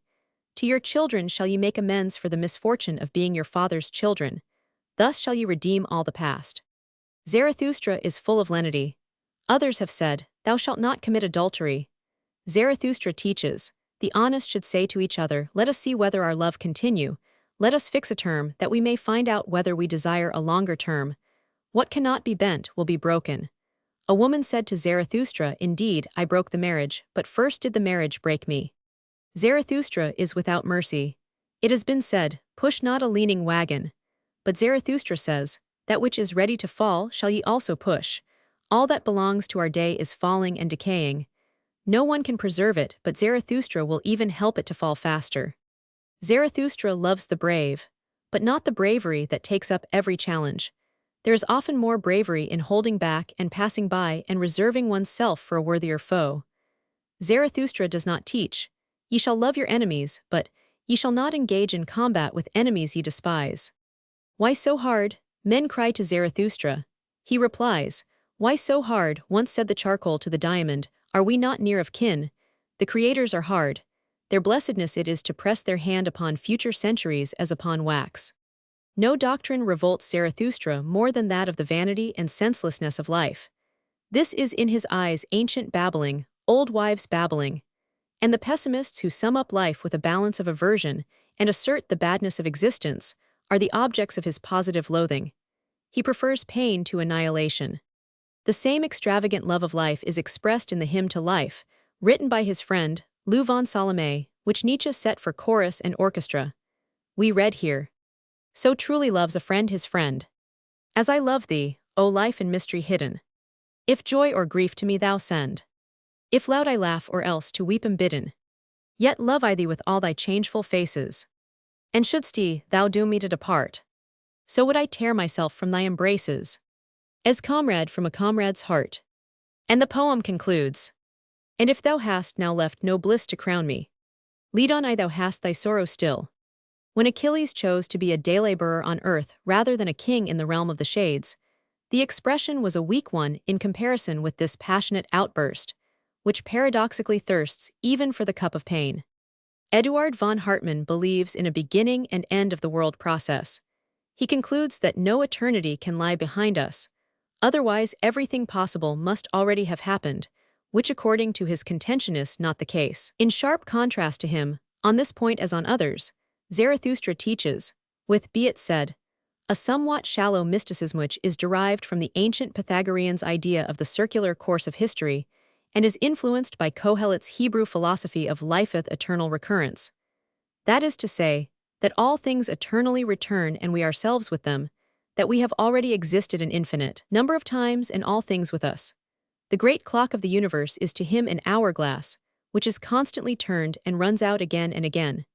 This is the direct antithesis of Hartmann's doctrine of universal destruction, and curiously enough it was put forward at about the same time by two French thinkers, by Blanqui in L'éternité par les astres, and by Gustave Le Bon in L'homme et les sociétés.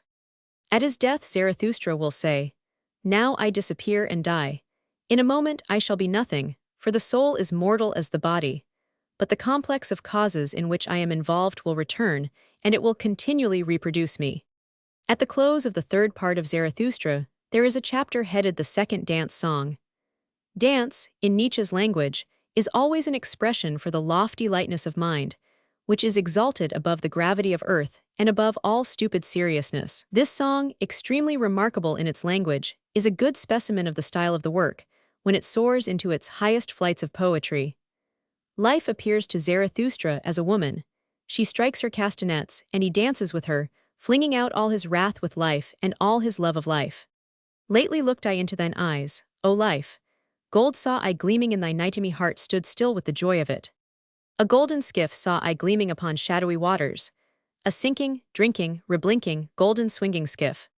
At my foot dancing mad didst thou cast a glance, a laughing, questioning, melting, swinging glance. Twice only did thy little hands strike the castanets, then was my foot swinging in the madness of the dance. I fear thee near, I love thee far, thy flight allureth me, thy seeking secureth me. I suffer but for thee, what would I not gladly bear? For thee, whose coldness inflameth, whose hatred misleadeth, whose flight enchaineth, whose mockery pleadeth. Who would not hate thee, thou great bindress, in windress, temptress, seekress, findress? Who would not love thee, thou innocent, impatient, windswift, childied sinner? In this dialogue between the dancers, Life and her lover, these words occur: O Zarathustra, thou art far from loving me as dearly as thou sayest. Thou art not faithful enough to me. There is an old, heavy booming clock. It boometh by night up to thy cave. When thou hearest this clock at midnight, then dost thou think until noon that soon thou wilt forsake me. And then follows, in conclusion, the song of the old midnight clock.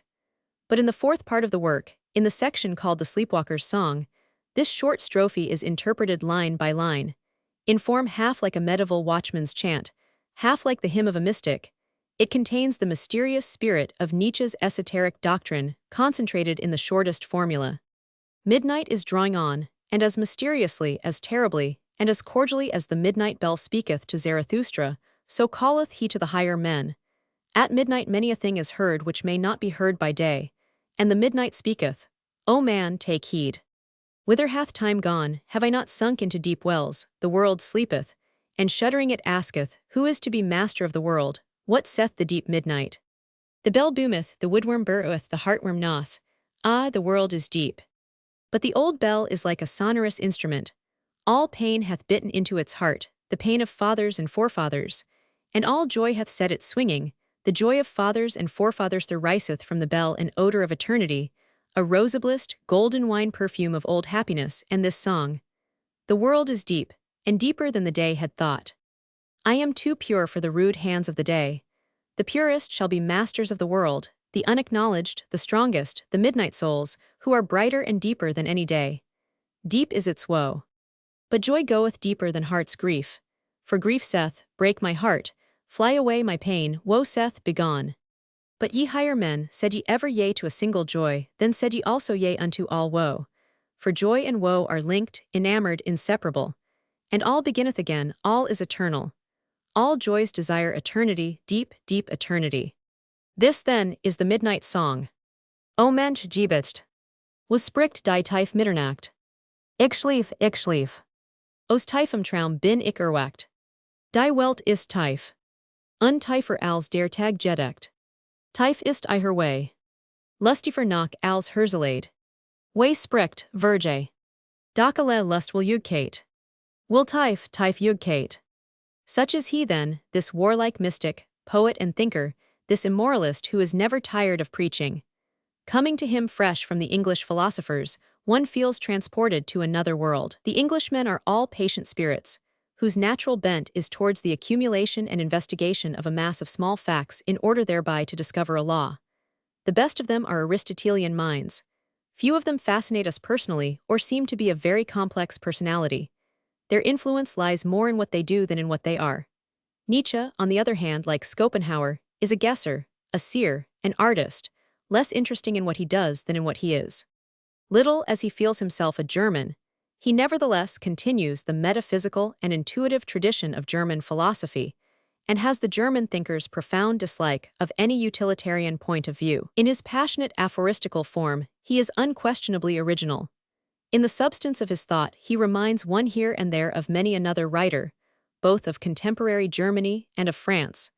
But he evidently regards it is perfectly absurd that he should have to thank a contemporary for anything, and storms like a German at all those who resemble him in any point. I have already mentioned how strongly he reminds one of Ernest Renan in his conception of culture and in his hope of an aristocracy of intellect that could seize the dominion of the world. Nevertheless, he has not one appreciative word to say for Renan. I have also alluded to the fact that Eduard von Hartmann was his predecessor in his fight against Schopenhauer's morality of pity. In this author, whose talent is indisputable, even though his importance may not correspond with his extraordinary reputation, Nietzsche, with the uncritical injustice of a German university professor, would only see a charlatan. Hartmann's nature is of heavier stuff than Nietzsche's. He is ponderous, self-complacent, fundamentally Teutonic, and in contrast to Nietzsche, entirely unaffected by French spirit and Southern sunshine. But there are points of resemblance between them, which are due to historical conditions in the Germany that reared them both. In the first place, there was something analogous in their positions in life, since both as artillerymen had gone through a similar schooling, and in the second place, in their culture, inasmuch as the starting point of both is Schopenhauer, and both nevertheless retain a great respect for Hegel, thus uniting these two hostile brothers in their veneration. They are further in agreement in their equally estranged attitude to Christian piety and Christian morality, as well as in their contempt, so characteristic of modern Germany, for every kind of democracy. Nietzsche resembles Hartmann in his attacks on socialists and anarchists, with the difference that Hartmann's attitude is here more that of the savant, while Nietzsche has the bad taste to delight in talking about anarchist dogs, expressing in the same breath his own loathing of the state. Nietzsche further resembles Hartmann in his repeated demonstration of the impossibility of the ideals of equality and of peace, since life is nothing but inequality and war. What is good? To be brave is good. I do not say, the good cause sanctifies war, but the good war sanctifies every cause. Like his predecessor, he dwells on the necessity of the struggle for power and on the supposed value of war to culture. In both these authors, comparatively independent as they are, the one a mystical natural philosopher, the other a mystical immoralist, is reflected the all-dominating militarism of the new German Empire. Hartmann approaches on many points the German snobbish national feeling. Nietzsche is opposed to it on principle, as he is to the statesman who has piled up for the Germans a new Tower of Babel, a monster in extent of territory and power, and for that reason called great, but something of Bismarck's spirit broods nevertheless over the works of both. As regards the question of war, the only difference between them is that Nietzsche does not desire war for the sake of a fantastic redemption of the world, but in order that manliness may not become extinct. In his contempt for woman, and his abuse of her efforts for emancipation, Nietzsche again agrees with Hartmann, though only in so far as both here recall Schopenhauer, whose echo Hartmann is in this connection. But whereas Hartmann is here only a moralizing doctrinaire with a somewhat offensive dash of pedantry, one can trace beneath Nietzsche's attacks on the female sex that subtle sense of woman's dangerousness which points to painful experience. He does not seem to have known many women, but those he did know, he evidently loved and hated, but above all despised. Again and again, he returns to the unfitness of the free and great spirit for marriage. In many of these utterances there is a strongly personal note, especially in those which persistently assert the necessity of a solitary life for a thinker. But as regards the less personal arguments about woman, Old World Germany here speaks through the mouth of Nietzsche, as through that of Hartmann. The Germany whose women, in contrast to those of France and England, have for centuries been relegated to the domestic and strictly private life. We may recognize in these German writers generally that they have an eye for the profound antagonism and perpetual war between the sexes, which Stuart Mill neither saw nor understood. But the injustice to man, and the rather tame fairness to woman, in which Mill's admirable emancipatory attempt occasionally results, is nevertheless greatly to be preferred to Nietzsche's brutal unfairness, which asserts that in our treatment of women, we ought to return to the vast common sense of old Asia. Finally, in his conflict with pessimism, Nietzsche had Eugen Düring especially in his Worth des Lebens as a forerunner, and this circumstance seems to have inspired him with so much ill will, so much exasperation indeed, that in a polemic now open, now disguised, he calls Düring his ape. Düring is a horror to him as a plebeian, as an antisemite, as the apostle of revenge, and as the disciple of the Englishmen and of Kant. But Nietzsche has not a word to say about Düring's very remarkable qualities, to which such epithets as these do not apply. But we can easily understand, taking Nietzsche's own destiny into consideration, that Düring, the blind man, the neglected thinker who despises official scholars, the philosopher who teaches outside the universities, who, in spite of being so little pampered by life, loudly proclaims his love of life should appear to Nietzsche as a caricature of himself. This was, however, no reason for his now and then adopting Dühring's abusive tone. And it must be confessed that, much as Nietzsche wished to be what, for that matter, he was a Polish Schlachzik, a European man of the world and a cosmopolitan thinker in one respect, he always remained the German professor, in the rude abuse in which his uncontrolled hatred of rivals found vent. And after all, his only rivals as a modern German philosopher were Hartmann and Dühring.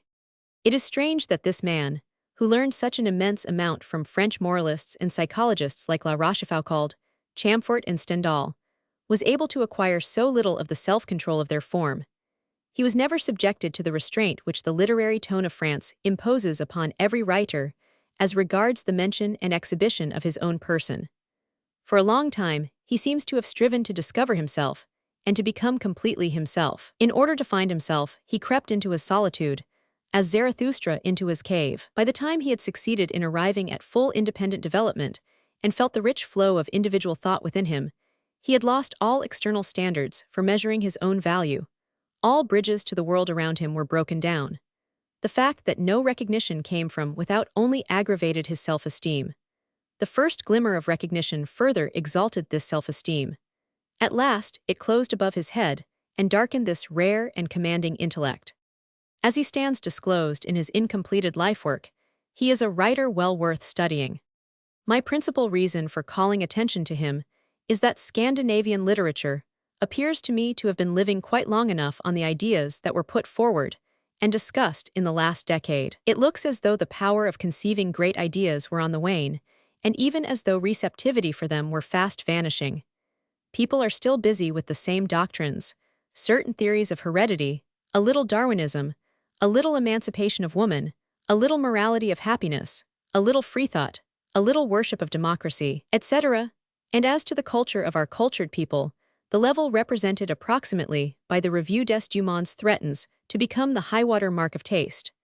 It does not seem yet to have dawned on the best among us that the finer, the only true culture begins on the far side of the Revue des Deux Mondes in the great personality, rich in ideas. The intellectual development of Scandinavia has advanced comparatively rapidly in its literature. We have seen great authors rise above all orthodoxy, though they began by being perfectly simple-hearted believers. This is very honorable, but in the case of those who cannot rise higher still, it is nevertheless rather meager. In the course of the 70s, it became clear to almost all Scandinavian authors that it would no longer do to go on writing on the basis of the Augsburg Confession. Some quietly dropped it, others opposed it more or less noisily, while most of those who abandoned it entrenched themselves against the public, and to some extent against the bad conscience of their own childhood, behind the established Protestant morality. Now and then, indeed, behind a good, everyday soup-stock morality, I call it thus, because so many a soup has been served from it. But be that as it may, attacks on existing prejudices and defense of existing institutions threaten at present to sink into one and the same commonplace familiarity. Soon, I believe, we shall once more receive a lively impression that art cannot rest content with ideas and ideals for the average mediocrity, any more than with remnants of the old catechisms. But that great art demands intellects that stand on a level with the most individual personalities of contemporary thought, in exceptionality, in independence, in defiance, and in aristocratic self-supremacy. Roman II. December 1899. More than 10 years have gone by since I first called attention to Friedrich Nietzsche. My essay on aristocratic radicalism was the first study of any length to be devoted, in the whole of Europe, to this man, whose name has since flown round the world, and is at this moment one of the most famous among our contemporaries. This thinker, then almost unknown and seldom mentioned, became, a few years later, the fashionable philosopher in every country of Europe. And this while the great man, to whose lot had suddenly fallen the universal fame he had so passionately desired, lived on without a suspicion of it all, a living corpse cut off from the world by incurable insanity. Beginning with his native land, which so long as he retained his powers never gave him a sign of recognition, his writings have now made their way in every country. Even in France, usually so loath to admit foreign, and especially German, influence, His character and his doctrine have been studied and expounded again and again. In Germany, as well as outside it, a sort of school has been formed, which appeals to his authority and not unfrequently compromises him, or rather itself, a good deal. The opposition to him is conducted sometimes as by Ludwig Stein on serious and scientific lines, although from narrow pedagogic premises, sometimes as by Herr Max Nordau with sorry weapons and with the assumed superiority of presumptuous mediocrity. Interesting articles and books on Nietzsche have been written by Peter Gast and Lou von Salome in German and by Henry Lichtenberger in French.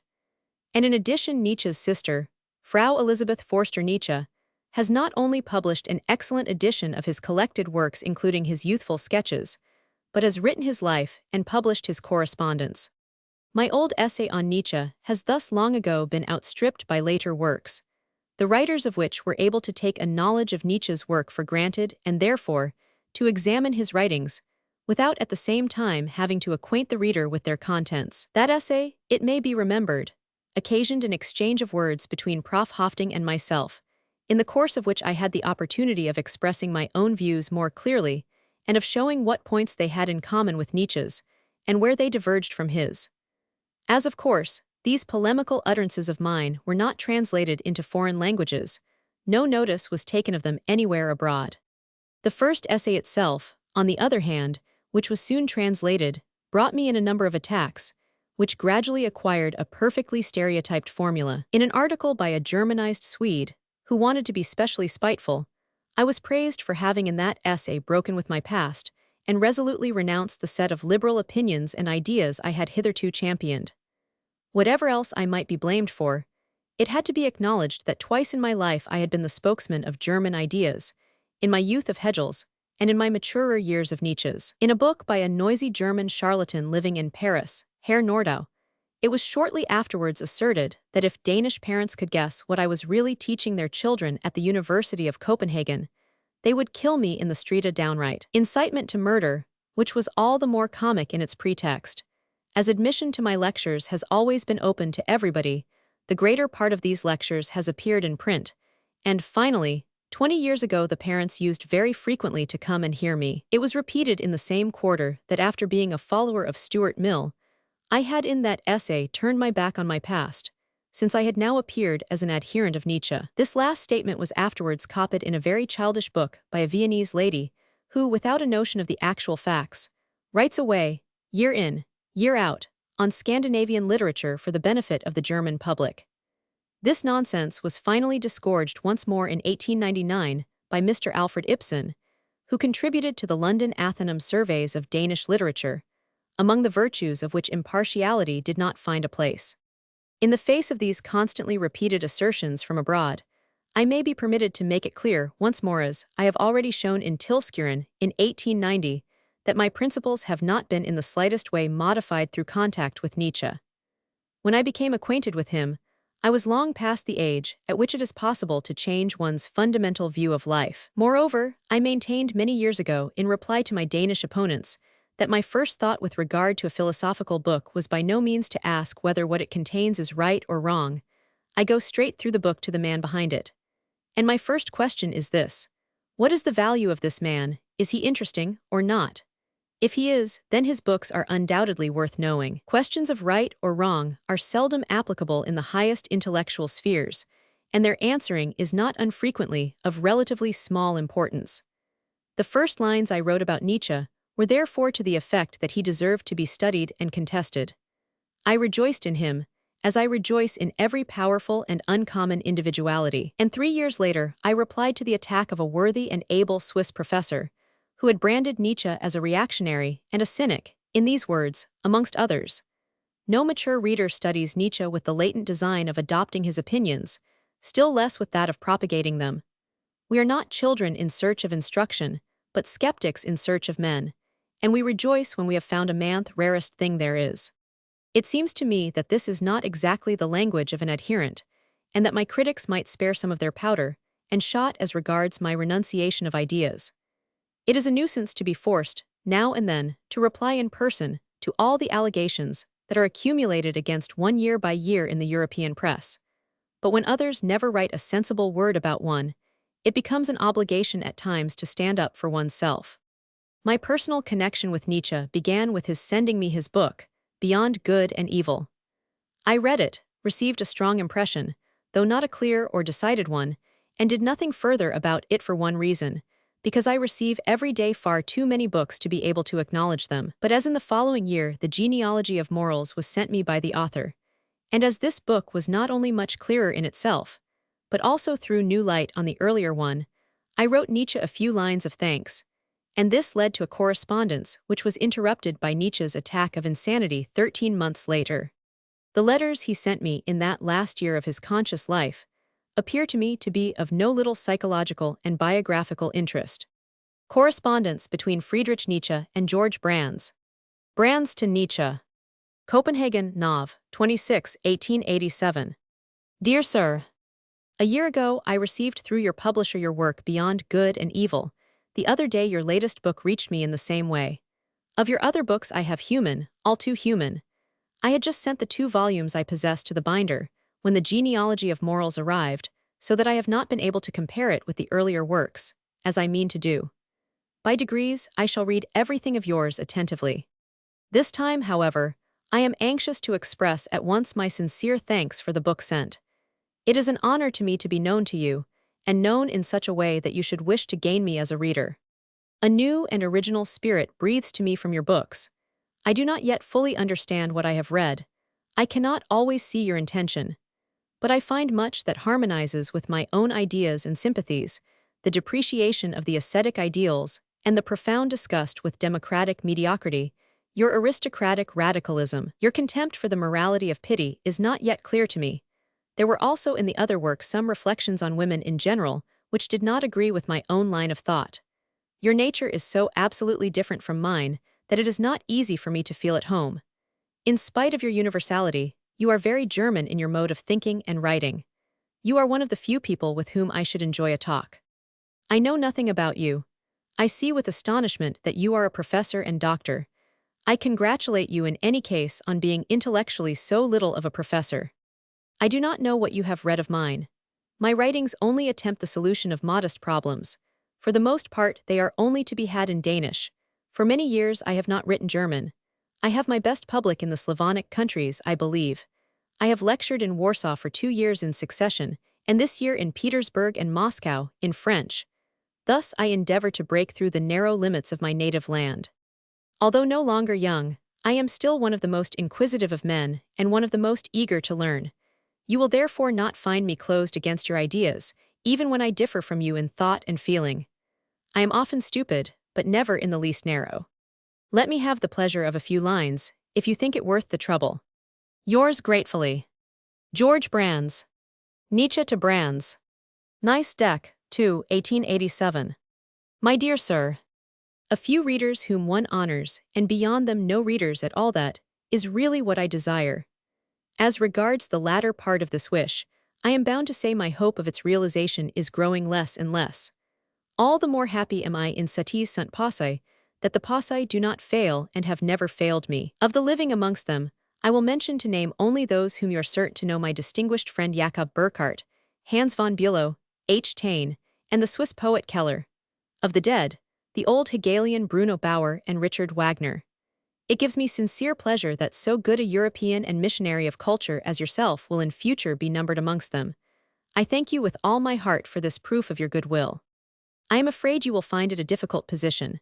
I myself have no doubt that my writings in one way or another are still very German. You will, I am sure, feel this all the more markedly, being so spoilt by yourself. I mean, by the free and graceful French way in which you handle the language, a more familiar way than mine. With me a great many words have acquired an incrustation of foreign salts, and taste differently on my tongue and on those of my readers. On the scale of my experiences and circumstances, the predominance is given to the rarer, remoter, more attenuated tones as against the normal, medial ones. Besides, as an old musician, which is what I really am, I have an ear for quarter tones. Finally, and this probably does most to make my books obscure, there is in me a distrust of dialectics, even of reasons. What a person already holds true, or has not yet acknowledged as true, seems to me to depend mainly on his courage. On the relative strength of his courage, I seldom have the courage for what I really know. The expression aristocratic radicalism, which you employ, is very good. It is, permit me to say, the cleverest thing I have yet read about myself. How far this mode of thought has carried me already, how far it will carry me yet I am almost afraid to imagine. But there are certain paths which do not allow one to go backward, and so I go forward because I must.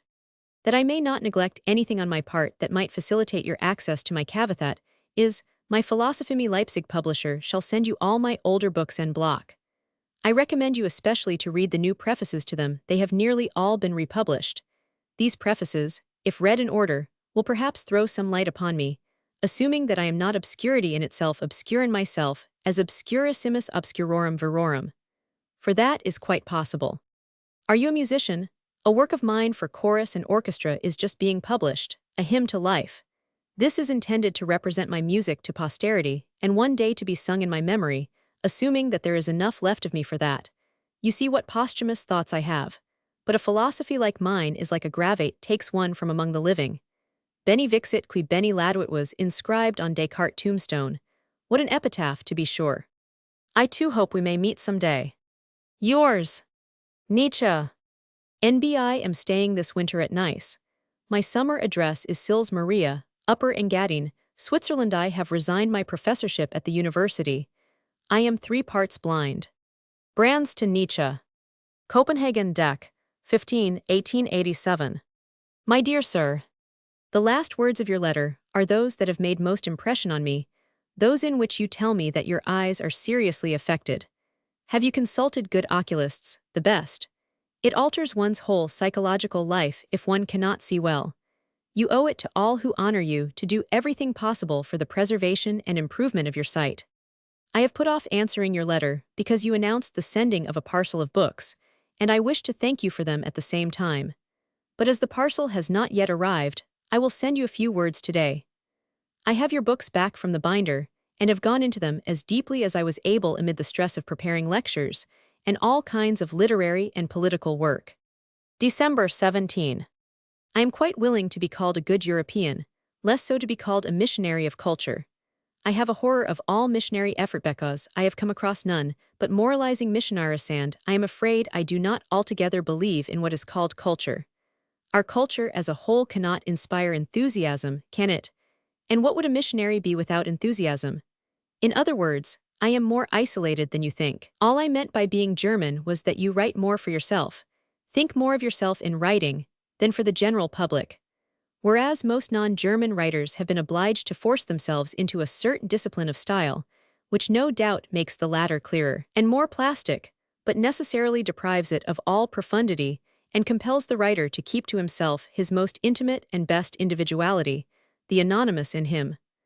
I have thus been horrified at times to see how little of my inmost self is more than hinted at in my writings. I am no connoisseur in music. The arts of which I have some notion are sculpture and painting.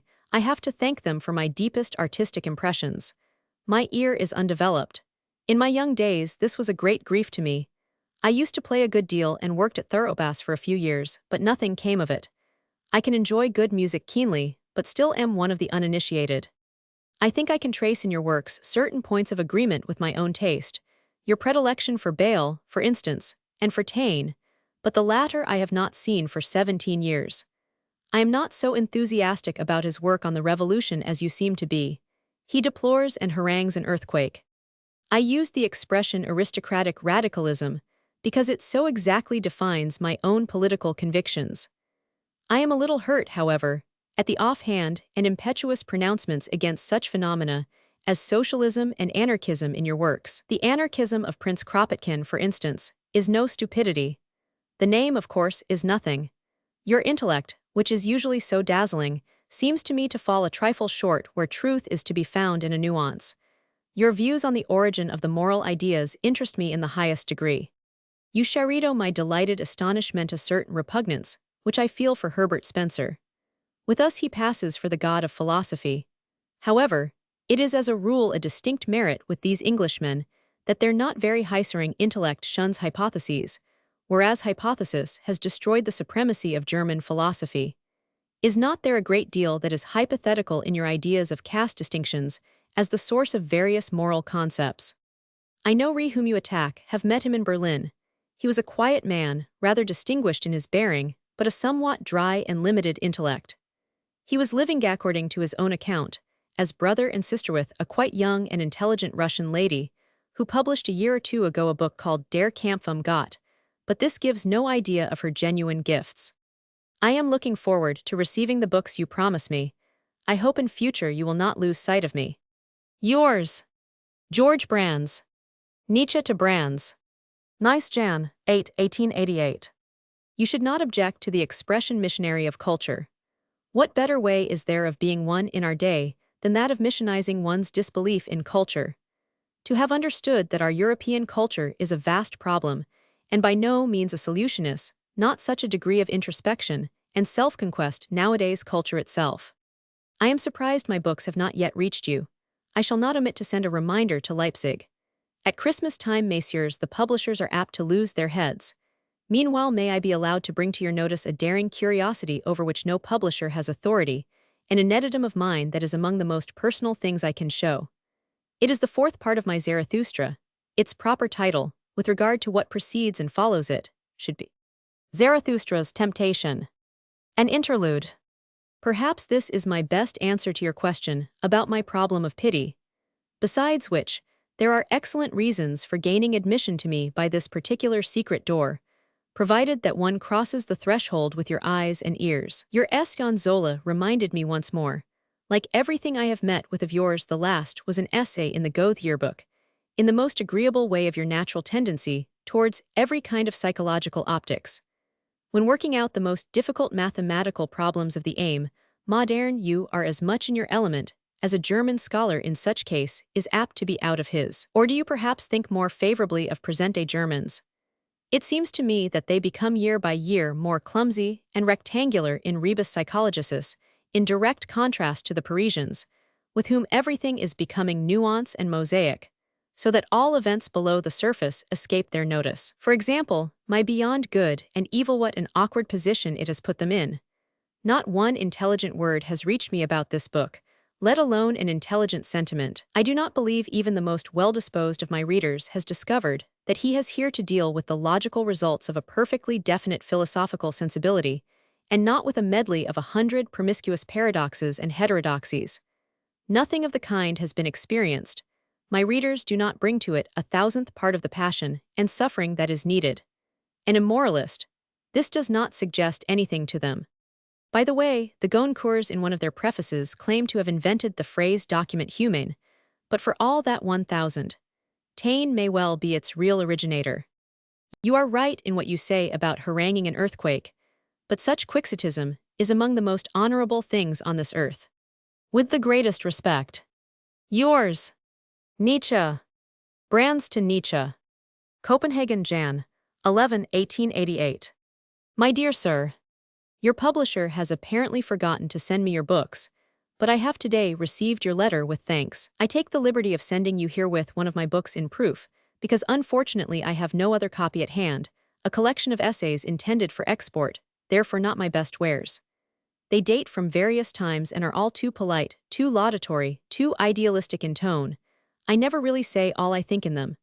The paper on Ibsen is no doubt the best, but the translation of the verses, which I had done for me, is unfortunately wretched.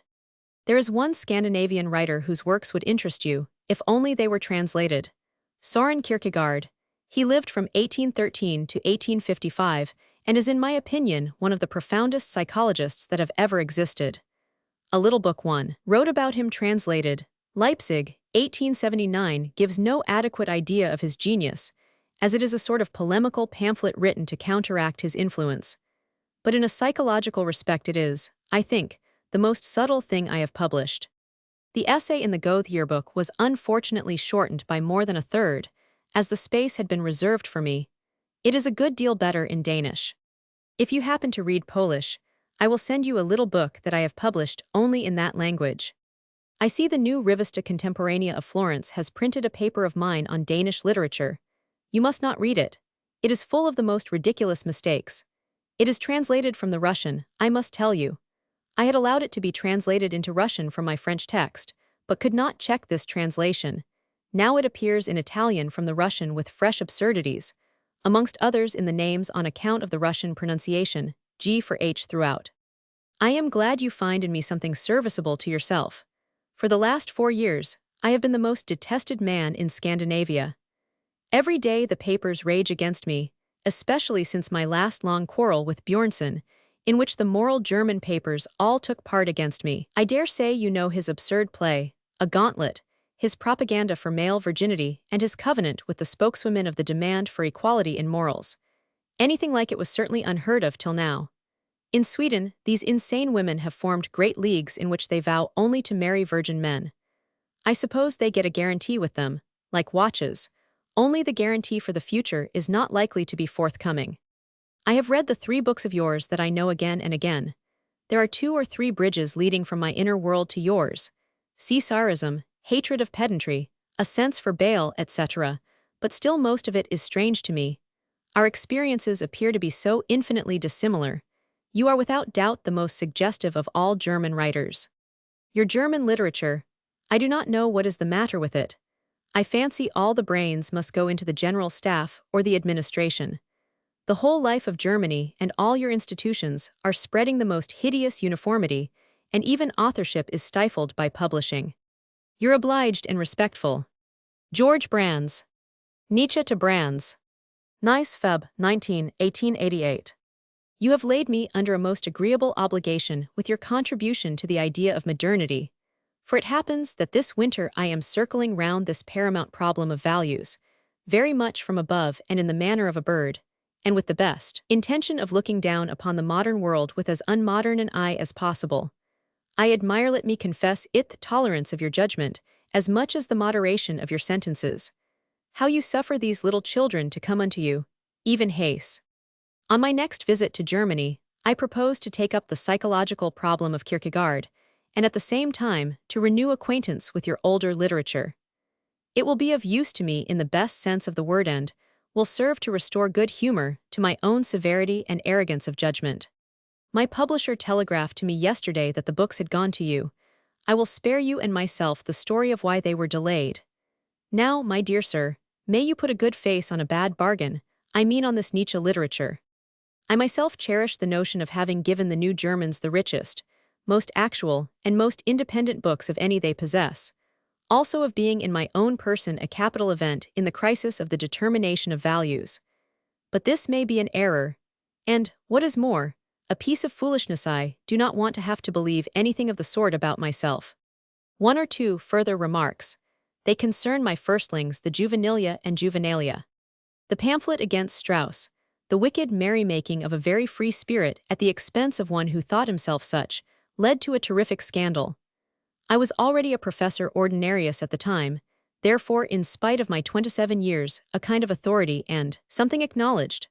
The most unbiased view of this affair, in which almost every notability took part for or against me, and in which an insane quantity of paper was covered with printer's ink, is to be found in Karl Hillebrand's Zeiten, Volker und Menschen, 2nd volume. The trouble was not that I had jeered at the senile bungling of an eminent critic, but that I had caught German taste in flagranti, in compromising tastelessness.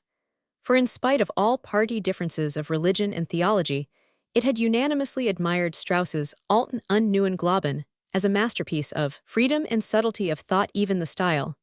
My pamphlet was the first onslaught on German culture, that culture which they imagined to have gained the victory over France. The word culture philistine, which I then invented, has remained in the language as a survival of the raging turmoil of that polemic. The 2 papers on Schopenhauer and Richard Wagner appear to me today to contain self-confessions, above all promises to myself, rather than any real psychology of those 2 masters, who are at the same time profoundly related and profoundly antagonistic to me. I was the first to distill a sort of unity out of them both. At present, this superstition is much to the fore in German culture that all Wagnerites are followers of Schopenhauer. It was otherwise when I was young. Then, it was the last of the Hegelians who adhered to Wagner, and Wagner and Hegel was still the watchword of the 50s. Between thoughts out of season and human, all too human, there lies a crisis and a skin-casting. Physically, too, I lived for years in extreme proximity to death. This was my great good fortune. I forgot myself, I outlived myself, I have performed the same trick once again. So now we have each presented gifts to the other. Two travelers, it seems to me, who are glad to have met. I remain. Yours most sincerely.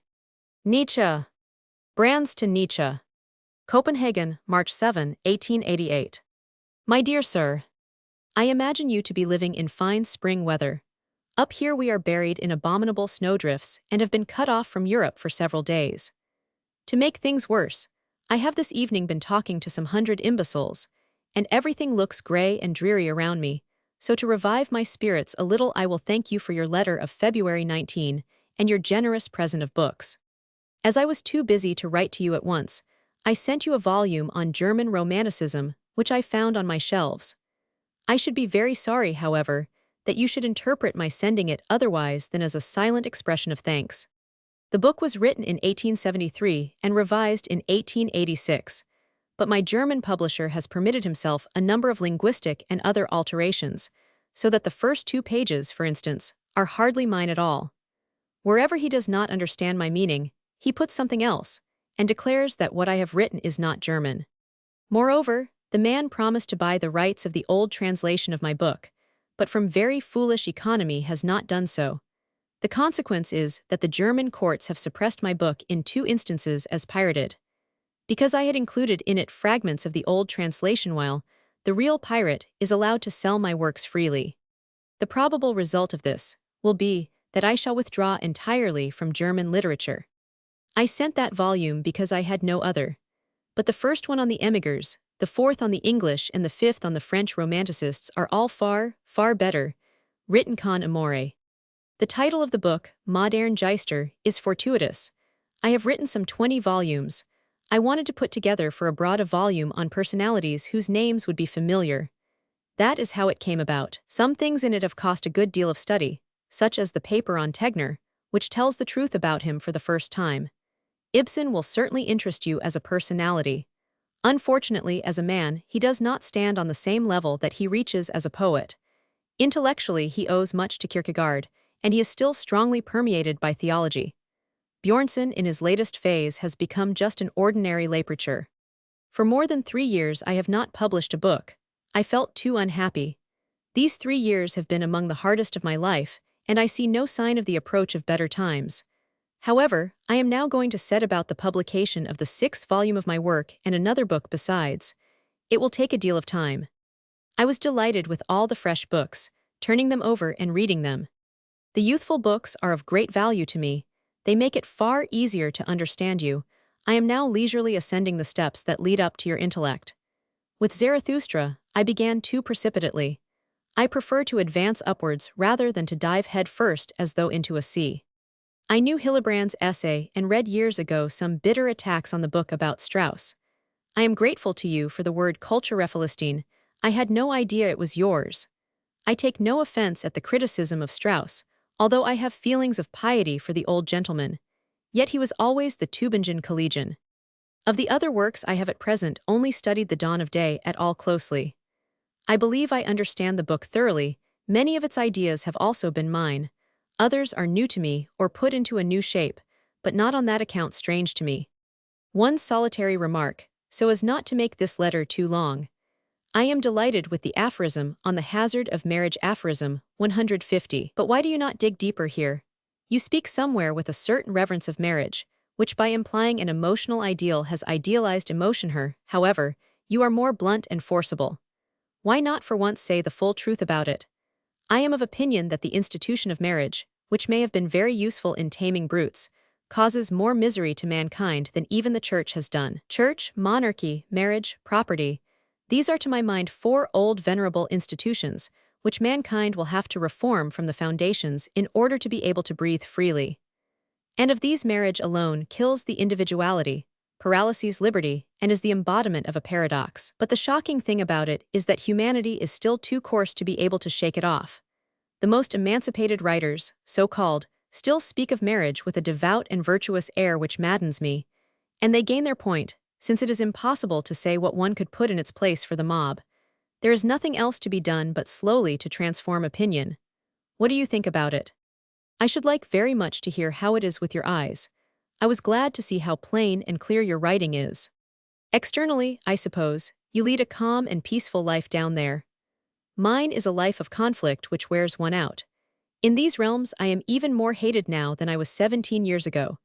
This is not pleasant in itself, though it is gratifying in so far as it proves to me that I have not yet lost my vigor nor come to terms on any point with sovereign mediocrity. Your attentive and grateful reader. Georg Brandes. Nietzsche to Brandes. Nice, March 27, 1888. My dear sir, I should much have liked to thank you before this for so rich and thoughtful a letter, but my health has been troubling me, so that I have fallen badly into arrears with all good things. In my eyes, I may say in passing, I have a dynamometer for my general state. Since my health in the main has once more improved, they have become stronger than I had ever believed possible. They have put to shame the prophecies of the very best German oculists. If Messrs. Graef et hoc genus omni had turned out right, I should long ago have been blind. As it is, I have come to number 3 spectacles bad enough. But I still see. I speak of this worry because you were sympathetic enough to inquire about it, and because during the last few weeks my eyes have been particularly weak and irritable. I feel for you in the north, now so wintry and gloomy. How does one manage to keep one's soul erect there? I admire almost every man who does not lose faith in himself under a cloudy sky, to say nothing of his faith in humanity, in marriage, in property, in the state. In Petersburg I should be a nihilist. Here I believe as a plant believes, in the sun. The son of Nice you cannot call that a prejudice. We have had it at the expense of all the rest of Europe. God, with the cynicism peculiar to him, lets it shine upon us idlers, philosophers and sharpers more brightly than upon the far worthier military heroes of the fatherland. But then, with the instinct of the northerner, you have chosen the strongest of all stimulants to help you to endure life in the north. War, the excitement of aggression, the Viking raid. I divine in your writings the practiced soldier, and not only mediocrity, but perhaps especially the more independent or individual characters of the northern mind, may be constantly challenging you to fight. How much of the parson, how much theology is still left behind in all this idealism? To me it would be still worse than a cloudy sky, to have to make oneself angry over things which do not concern one. So much for this time, it is little enough. Your German romanticism has set me thinking how this whole movement actually only reached its goal as music Schumann, Mendelssohn, Weber, Wagner, Brahms. As literature it remained a great promise. The French were more fortunate. I am afraid I am too much of a musician not to be a romanticist. Without music life to me would be a mistake. With cordial and grateful regards I remain, dear sir, yours, Nietzsche. Brandes to Nietzsche. Copenhagen, April 3, 1888. My dear sir, you have called the postman the medium of ill-mannered invasions. That is very true as a rule and should be sapienti not to trouble you. I am not an intruder by nature, so little in fact that I lead an almost isolated life, am indeed loth to write letters, and like all authors, loth to write at all. Yesterday, however, when I had received your letter and taken up one of your books, I suddenly felt a sort of vexation at the idea that nobody here in Scandinavia knew anything about you, and I soon determined to make you known at a stroke. The newspaper cutting will tell you that having just finished a series of lectures on Russia, I am announcing fresh lectures on your writings. For many years, I have been obliged to repeat all my lectures, as the university cannot hold the audiences. That is not likely to be the case this time, as your name is so absolutely new, but the people who will come and get an impression of your works will not be of the dullest. As I should very much like to have an idea of your appearance, I beg you to give me a portrait of yourself. I enclose my last photograph. I would also ask you to tell me quite briefly when and where you were born and in what years you published or better, wrote your works, as they are not dated. If you have any newspaper that contains these details, there will be no need to write. I am an unmethodical person, and possess neither dictionaries of authors nor other books of reference in which your name might be found. The youthful works, thoughts out of season have been very useful to me. How young you were and enthusiastic, how frank and naive there is much in the maturer books that I do not yet understand. You appear to me often to hint at or generalize about entirely intimate, personal data, giving the reader a beautiful casket without the key. But most of it I understand. I was enchanted by the youthful work on Schopenhauer. Although personally I owe little to Schopenhauer, it seemed to speak to me from the soul. One or two pedantic corrections, joyful wisdom. The words quoted are not Chamfort's last, they are to be found in his characters et anecdotes. dialogue between 1,500 and 1,050. In explanation of the sentence, puta persons et pen de choses m'intéressent, mais rien ni m'intéresse moins que moi. The concluding words are, en vivant et en voyant les hommes, il faut que le cœur si brise au si bronze. On you speak of the elevation in which Shakespeare places Caesar. I find Shakespeare's Caesar pitiable, an act of high treason, and this glorification of the miserable fellow whose only achievement was to plunge a knife into a great man. Human, all too human, Roman 2, a holy lie. It is the only holy lie that has become famous. No, Desdemona's last words are perhaps still more beautiful and just as famous, often quoted in Germany at the time when Jacobi was writing on Lessing. Am I not right? These trifles are only to show you that I read you attentively. Of course, there are very different matters that I might discuss with you, but a letter is not the place for them. If you read Danish, I should like to send you a handsomely got-up little book on Hallberg, which will appear in a week. Let me know whether you understand our language. If you read Swedish, I call your attention to Sweden's only genius, August Strindberg. When you write about women, you are very like him. I hope you will have nothing but good to tell me of your eyes. Yours sincerely, Georg Brandes. Nietzsche to Brandes. Torino, Italia, Firma and Posta, April 10, 1888. But my dear sir, what a surprise is this? Where have you found the courage to propose to speak in public of a ver obscurissimus? Do you imagine that I am known in the beloved fatherland? They treat me there as if I were something singular and absurd, something that for the present need not be taken seriously. Evidently, they have an inkling that I do not take them seriously either. And how could I nowadays, when German intellect has become a contradictio in adjecto? My best thanks for the photograph. Unfortunately, I have none to send in return. My sister, who is married and lives in South America, took with her the last portraits I possessed. Enclosed is a little vita, the first I have ever written. As regards the dates of composition of the different books, they are to be found on the back of the cover of Beyond Good and Evil. Perhaps you no longer have this cover. The Birth of Tragedy was written between the summer of 1870 and the winter of 1871, finished at Lugano, where I was living with the family of Field Marshal Moltke. The Thoughts out of season between 1872 and the summer of 1875, there were to have been 13. Luckily my health said no. What you say about Schopenhauer as educator gives me great pleasure. This little work serves me as a touchstone. He to whom it says nothing personal has probably nothing to do with me either. In reality, it contains the whole plan according to which I have hitherto lived. It is a rigorous promise. Human, all too human, with its two continuations, summer of 18,761,879. The Dawn of Day, 1880. The Joyful Wisdom, January 1882. Zarathustra, 18,831,885, each part in about 10 days. Perfect state of inspiration. All conceived in the course of rapid walks, absolute certainty, as though each sentence were shouted to one. While writing the book, the greatest physical elasticity and sense of power. Beyond Good and Evil, summer of 1885 in the Upper Engadine, and the following winter at Nice. The genealogy decided on, carried out and sent ready for press to the printer at Leipzig, all between July 10 and 30, 1887. Of course there are also philologica of mine, but they do not concern you and me. I am now making an experiment with Turin. I shall stay here till June 5 and then go to the Engadine. The weather so far is wintry, harsh, and unpleasant, but the town superbly calm and favorable to my instincts. The finest pavement in the world. Sincere greetings from yours gratefully, Nietzsche. A pity I understand neither Danish nor Swedish. Vita, I was born on October 15, 1844 on the battlefield of Lutzen. The first name I heard was that of Gustavus Adolphus. My ancestors were Polish noblemen Niski. It seems the type has been well maintained, in spite of 3 generations of German mothers.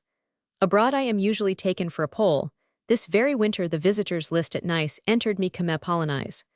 I am told my head occurs in Machko's pictures. My grandmother belonged to the Schiller-Goethe circles of Weimar. Her brother was Herder's successor in the position of general superintendent at Weimar. I had the good fortune to be a pupil of the venerable Forda School, from which so many who have made a name in German literature have proceeded: Klopstock, Fichte, Schlegel, Rank, etc., etc.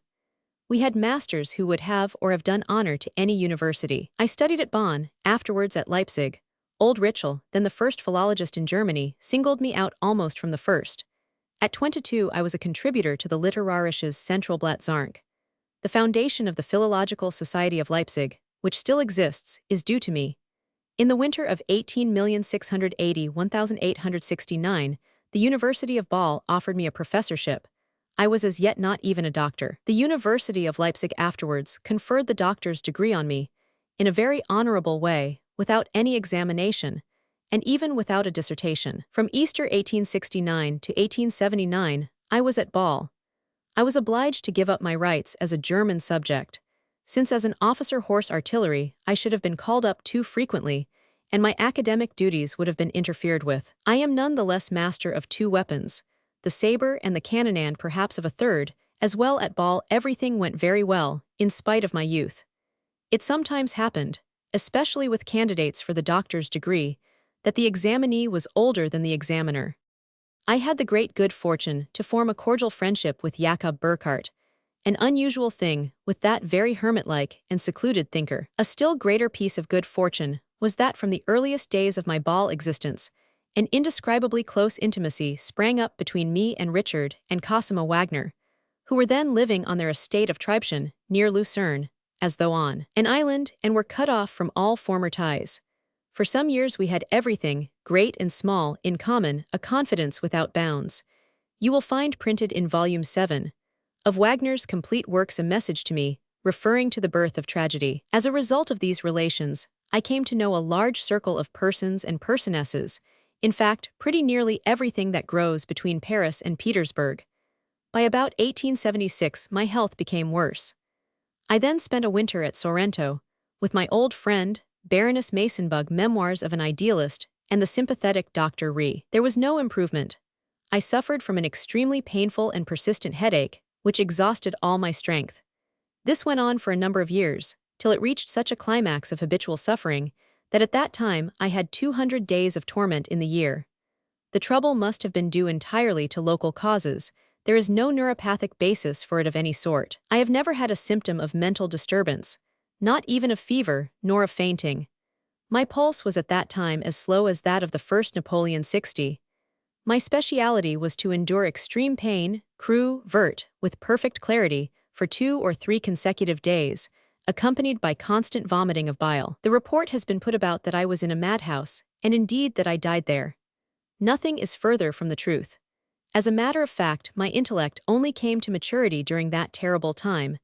Witness The Dawn of Day, which I wrote in 1881 during a winter of incredible suffering at Genoa, away from doctors, friends, or relations. This book serves me as a sort of dynamometer. I composed it with a minimum of strength and health. From 1882 on I went forward again, very slowly, it is true. The crisis was past. My father died very young, just at the age at which I was myself so near to death. I have to use extreme care even today. Certain conditions of a climatic and meteorological order are indispensable to me. It is not from choice but from necessity that I spend the summer in the Upper Engadine and the winter at Nice. After all, my illness has been of the greatest use to me. It has released me, it has restored to me the courage to be myself, and indeed, in virtue of my instincts, I am a brave animal, a military one even. The long resistance has somewhat exasperated my pride. Am I a philosopher, do you ask? But what does that matter? Brandes to Nietzsche. Copenhagen, April 29, 1888. My dear sir, the first time I lectured on your works, the hall was not quite full, an audience of perhaps 150, since no one knew who and what you are. But as an important newspaper reported my first lecture, and as I have myself written an article on you, interest was roused, and next time the hall was full to bursting. Some 300 people listened with the greatest attention to my exposition of your works. Nevertheless, I have not ventured to repeat the lectures, as has been my practice for many years, since the subject is hardly of a popular nature. I hope the result will be to get you some good readers in the North. Your books now stand on one of my shelves, very handsomely bound. I should be very glad to possess everything you have published. When, in your first letter, you offered me a musical work of yours, a hymn to life, I declined the gift from modesty, being no great judge of music. Now I think I have deserved the work through my interest in it, and should be much obliged if you would have it sent to me. I believe I may sum up the impression of my audience in the feeling of a young painter, who said to me, "What makes this so interesting is that it has not to do with books, but with life. If any objection is taken to your ideas, it is that they are too outhanded. It was unkind of you not to send me a photograph. I really only sent mine to put you under an obligation. It is so little trouble to sit to a photographer for a minute or two, and one knows a man far better when one has an idea of his appearance. Yours very sincerely, Georg Brandes. Nietzsche to Brandes. Turin, May 4, 1888. My dear sir, what you tell me gives me great pleasure and let me confess it still more surprise. Be sure I shall owe you for it. You know, hermits are not given to forgetting. Meanwhile, I hope my photograph will have reached you. It goes without saying that I took steps, not exactly to be photographed, for I am extremely distrustful of haphazard photographs, but to abstract a photograph from somebody who had one of me. Perhaps I have succeeded. I have not yet heard. If not, I shall avail myself of my next visit to Munich this autumn, probably to be taken again. The hymn to life will start on its journey to Copenhagen one of these days. We philosophers are never more grateful than when we are mistaken for artists. I am assured, moreover, by the best judges that the hymn is thoroughly fit for performance, singable and sure in its effect, clear in form. This praise gave me the greatest pleasure. Model, the excellent court conductor at Karlsruhe, the conductor of the Bayreuth Festival performances, you know, has given me hopes of a performance. I have just heard from Italy that the point of view of my second thought out of season has been very honorably mentioned in a survey of German literature contributed by the Viennese scholar, Dr. von Zachwer, at the invitation of the Archivio Storico of Florence. He concludes his paper with it. These last weeks at Turin, where I shall stay till June 5, have turned out better than any I have known for years, above all more philosophically. Almost every day for 1 or 2 hours, I have reached such a pitch of energy as to be able to view my whole conception from top to bottom, so that the immense multiplicity of problems lies spread out beneath me, as though in relief and clear in its outlines. This requires a maximum of strength, for which I had almost given up hope. It all hangs together. Years ago it was already on the right course. One builds one's philosophy like a beaver, one is forced to and does not know it. But one has to see all this, as I have now seen it, in order to believe it. I am so relieved, so strengthened, in such good humor I hang a little farcical tale on to the most serious things. What is the reason of all this? Have I not the good north winds to thank for it, the north winds which do not always come from the Alps? They come now and then even from Copenhagen. With greetings, your gratefully devoted Nietzsche. Nietzsche to Brandes. Turin, May 23, 1888. My dear sir, I should not like to leave Turin without telling you once more what a great share you have had in my first successful spring. The history of my springs, for the last 15 years at least, has been, I must tell you, a tale of horror, a fatality of decadence and infirmity. Places made no difference. It was as though no prescription, no diet, no climate could change the essentially depressing character of this time of year. But behold, Turin.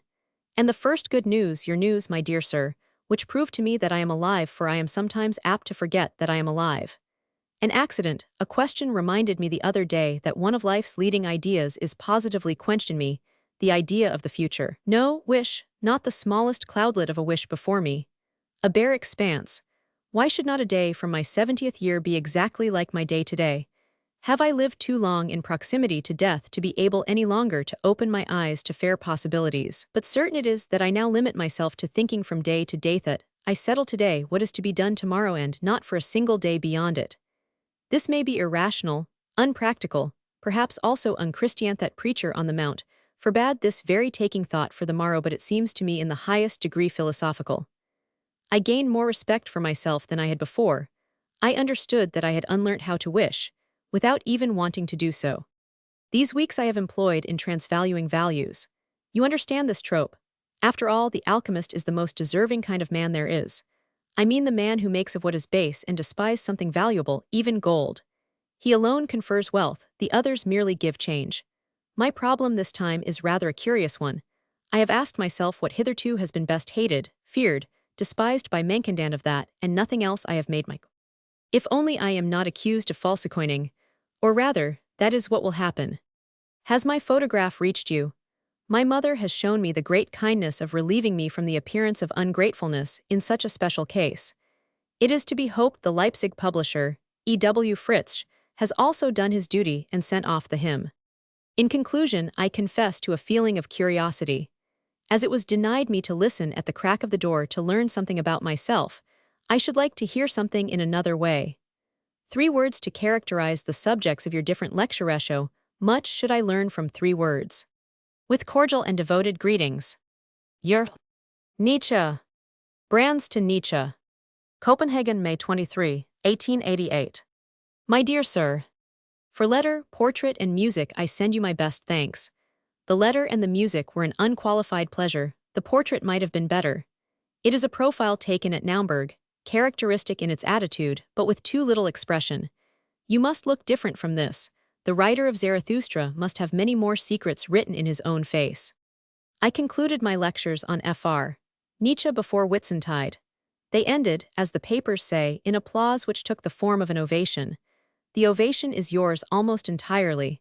I take the liberty of communicating it to you herewith in writing, for I can only claim the credit of reproducing, clearly and connectedly, and intelligibly to a northern audience, what you had originated. I also tried to indicate your relation to various contemporaries, to introduce my hearers into the workshop of your thought, to put forward my own favorite ideas, where they coincided with yours, to define the points on which I differed from you, and to give a psychological portrait of Nietzsche the author. Thus much I may say without exaggeration.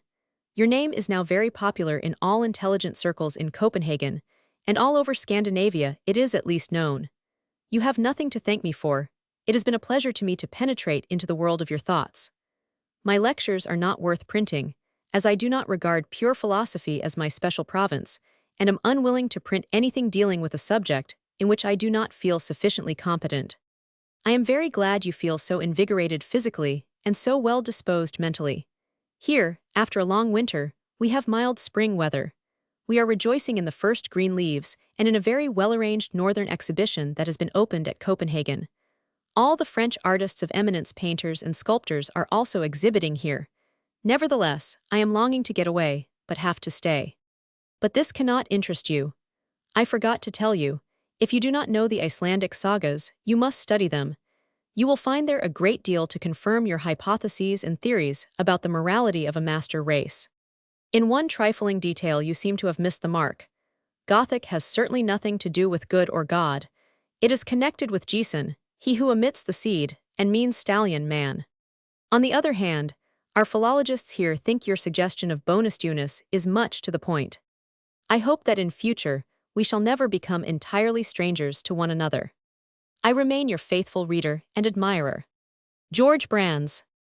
Nietzsche to Brandes, postcard. Turin, May 27, 1888. What eyes you have! You are right, the Nietzsche of the photograph is not yet the author of Zarathustra, is a few years too young for that. I am very grateful for the etymology of Goth. It is simply godlike. I presume you are reading another letter of mine today. You're gratefully attached. And Nietzsche to Brandes.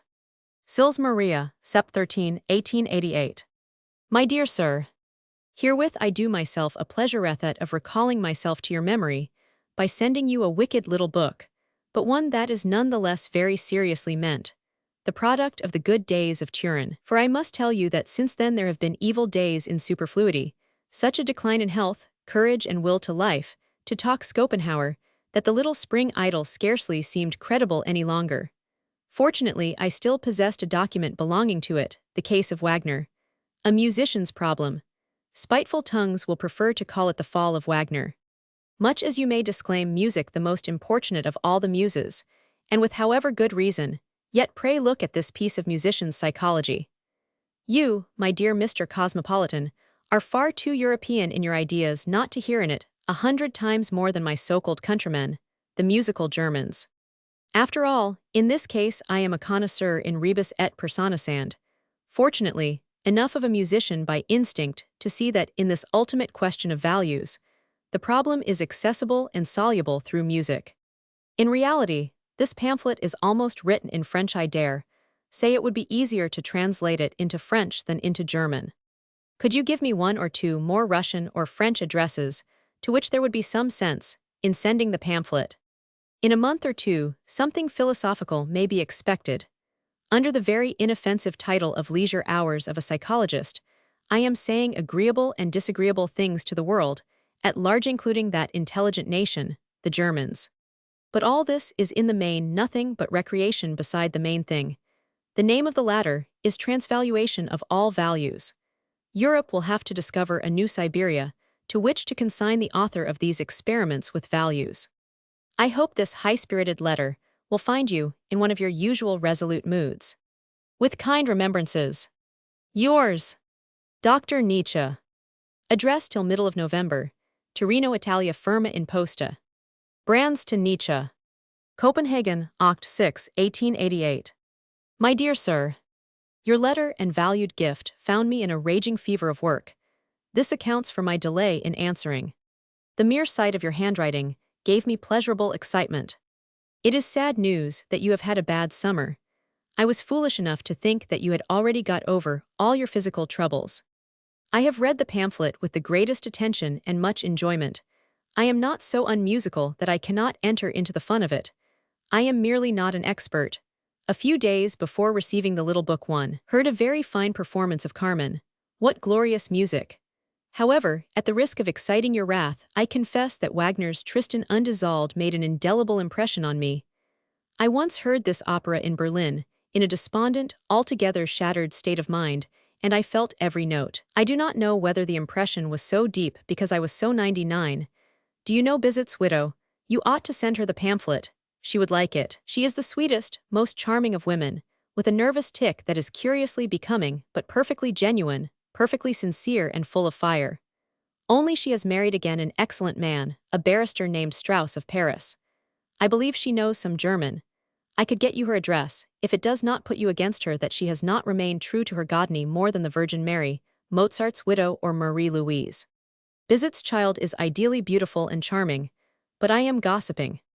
I have given a copy of the book to the greatest of Swedish writers, August Strindberg, whom I have entirely won over to you. He is a true genius, only a trifle mad like most geniuses and non-geniuses.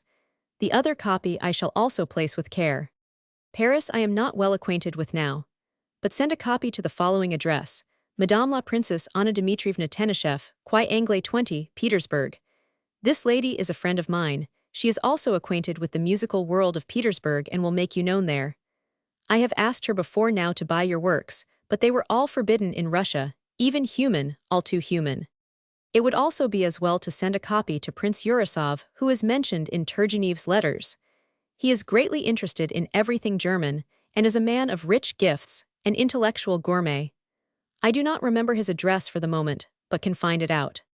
I am glad that in spite of all bodily ills, you're working so vigorously and keenly. I am looking forward to all the things you promise me. It would give me great pleasure to be read by you, but unfortunately you do not understand my language. I have produced an enormous amount this summer. I have written 2 long new books of 24 and 28 sheets, Impressions of Poland and Impressions of Russia, besides entirely rewriting one of my oldest books, Aesthetic Studies, for a new edition and correcting the proofs of all 3 books myself. In another week or so, I shall have finished this work. Then I give a series of lectures, writing at the same time another series in French, and leave for Russia in the depth of winter to revive there. That is the plan I propose for my winter campaign. May it not be a Russian campaign in the bad sense. I hope you will continue your friendly interest in me. I remain your faithfully devoted Georg Brandes. Nietzsche to Brandes. Turin, Oct. 20, 1888. My dear sir, once more your letter brought me a pleasant wind from the north. It is in fact so far the only letter that puts a good face, or any face at all, on my attack on Wagner. For people do not write to me. I have irreparably offended even my nearest and dearest. There is, for instance, my old friend, Baron Seidlitz of Munich, who unfortunately happens to be president of the Munich Wagner Society. My still older friend, Justusrath Krug of Cologne, president of the local Wagner Society. My brother-in-law, Dr. Bernhard Forster in South America. The not unknown anti-Semite, one of the keenest contributors to the Bear der Blatterrand, my respected friend, Malwida von Masonbug, the authoress of Memoirs of an Idealist, who continues to confuse Wagner with Michelangelo. On the other side, I have been given to understand that I must be on my guard against the female Wagnerite. In certain cases, she is said to be without scruple. Perhaps Bayreuth will defend itself in the German imperial manner, by the prohibition of my writings, dangerous to public morals. For here the emperor is a party to the case. My dictum, we all know the aesthetic concept of the Christian Junker, might even be interpreted as lèse-majesté. Your intervention on behalf of Bizot's widow gave me great pleasure. Please let me have her address, also that of Prince Urasov. A copy has been sent to your friend, the Princess Dmitrievna Tenishev. When my next book is published, which will be before very long, the title is now The Twilight of the Idols, or How to Philosophize with the Hammer, I should much like to send a copy to the Swede you introduced to me in such laudatory terms. But I do not know where he lives. This book is my philosophy in Nucer radical to the point of criminality. As to the effect of Tristan, I, too, could tell strange tales. A regular dose of mental anguish seems to me a splendid tonic before a Wagnerian repast. The Reichsgerichtsrath Dr. Wiener of Leipzig gave me to understand that a Carlsbad cure was also a good thing. Ah, how industrious you are! And idiot that I am, not to understand Danish. I am quite willing to take your word for it that one can revive in Russia better than elsewhere. I count any Russian book, above all Dostoevsky translated into French, for heaven's sake not German, among my greatest sources of relief. Cordially and with good reason, gratefully. Yours. Nietzsche. Brands to Nietzsche. Copenhagen, Nav, 16, 1888. My dear Sir, I have waited in vain for an answer from Paris to learn the address of Madame Bizot. On the other hand, I now have the address of Prince Urasov. He lives in Petersburg, Sergiyevskaya 79. My 3 books are now out. I have begun my lectures here. Curious it is how something in your letter, and in your book about Dostoevsky coincides with my own impressions of him. I have mentioned you, too, in my work on Russia, when dealing with Dostoevsky. He is a great poet, but an abominable creature, quite Christian in his emotions, and at the same time quite sadique. His whole morality is what you have baptized slave morality. The mad Swede's name is August Strindberg. He lives here. His address is Holt, near Copenhagen. He is particularly fond of you because he thinks he finds in you his own hatred of women. On this account he calls you modern irony of fate. On reading the newspaper reports of my spring lectures, he said, "It is an astonishing thing about this Nietzsche. Much of what he says is just what I might have written." His drama, Pierre, has appeared in French with a preface by Zola. I feel mournful whenever I think of Germany. What a development is now going on there. How sad to think that to all appearance one will never in one's lifetime be a historical witness of the smallest good thing. What a pity that so learned a philologist as you should not understand Danish. I am doing all I can to prevent my books on Poland and Russia being translated, so that I may not be expelled, or at least refuse the right of speaking when I next go there. Hoping that these lines will find you still at Turin, or will be forwarded to you, I am yours very sincerely, Georg Brandes. Nietzsche to Brandes. Torino via Carlo Alberto 63, Nav, 20, 1888. My dear Sir, forgive me for answering at once. Curious things are now happening in my life, things that are without precedent. First the day before yesterday, now again. Ah, if you knew what I had just written when your letter paid me its visit. With a cynicism that will become famous in the world's history, I have now related myself. The book is called Ex Homo, and is an attack on the crucified without the slightest reservation. It ends in thunders and lightnings against everything that is Christian or infected with Christianity, till one is blinded and deafened. I am in fact the first psychologist of Christianity, and as an old artilleryman, can bring heavy guns into action, the existence of which no opponent of Christianity has even suspected. The whole is the prelude to the transvaluation of all values, the work that lies ready before me. I swear to you that in 2 years we shall have the whole world in convulsions. I am a fate. Guess who come off worst in Ex Homo? Messieurs the Germans. I have told them terrible things. The Germans, for instance, have it on their conscience that they deprived the last great epoch of history, the Renaissance, of its meaning at a moment when the Christian values, the decadence values, were worsted, when they were conquered in the instincts even of the highest ranks of the clergy by the opposite instincts, the instincts of life. To attack the church that meant to re-establish Christianity. Cesare Borgia as Pope, that would have been the meaning of the Renaissance, its proper symbol. You must not be angry either, to find yourself brought forward at a critical passage. In the book I wrote, it just nowhere I stigmatize the conduct of my German friends towards me, their absolute leaving me in the lurch as regards both fame and philosophy. Then you suddenly appear, surrounded by a halo. I believe implicitly what you say about Dostoevsky. I esteem him, on the other hand, as the most valuable psychological material I know. I am grateful to him in an extraordinary way, however antagonistic he may be to my deepest instincts. Much the same as my relation to Pascal, whom I almost love, since he has taught me such an infinite amount, the only logical Christian. The day before yesterday I read, with delight, and with a feeling of being thoroughly at home, Les Maries, by Herr August Strindberg. My sincerest admiration, which is only prejudiced by the feeling that I am admiring myself a little at the same time. Turin is still my residence. Your Nietzsche, now a monster. Where may I send you the twilight of the idols? If you will be at Copenhagen another fortnight, no answer is necessary. Brands to Nietzsche. Copenhagen, Nov. 23, 1888. My dear sir, your letter found me today in full fever of work. I am lecturing here on Goethe, repeat each lecture twice, and yet people wait in line for 3/4 of an hour in the square before the university to get standing room.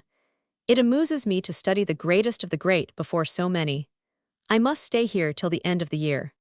But on the other side, there is the unfortunate circumstance that as I am in Formidone of my old books, lately translated into Russian, has been condemned in Russia to be publicly burnt as irreligious. I already had to fear expulsion on account of my 2 last works on Poland and Russia. Now I must try to set in motion all the influence I can command, in order to obtain permission to lecture in Russia this winter.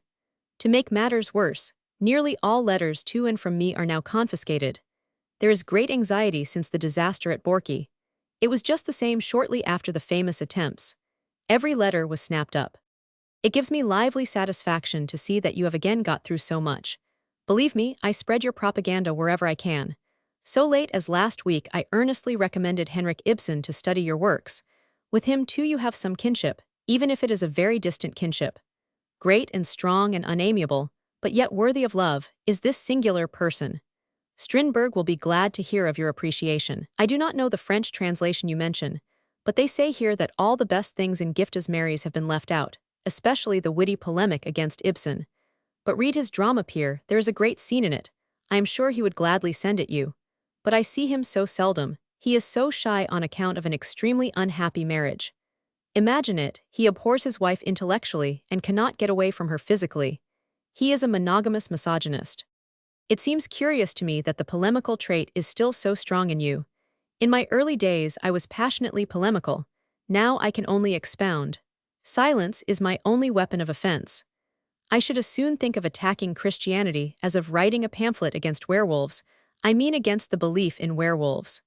But I see we understand one another. I too love Pascal. But even as a young man I was for the Jesuits against Pascal in the provincials. The worldly wise, they were right of course, he did not understand them, but they understood him, and what a masterstroke of impudence and sagacity. They themselves published his provincials with notes. The best edition is that of the Jesuits. Luther against the Pope, there we have the same collision. Victor Hugo in the preface to the Feuilles d'Automne has this fine saying, On convoque la diet de worms mais on paint la chapelle 16. Ilwia Luther, mais ilwia Mitchell Ange et remarquens en passant que Luther est dans les Villeries qui crulant auteur de nous, et que Mitchell Ange ni est pas. Study the face of Dostoevsky.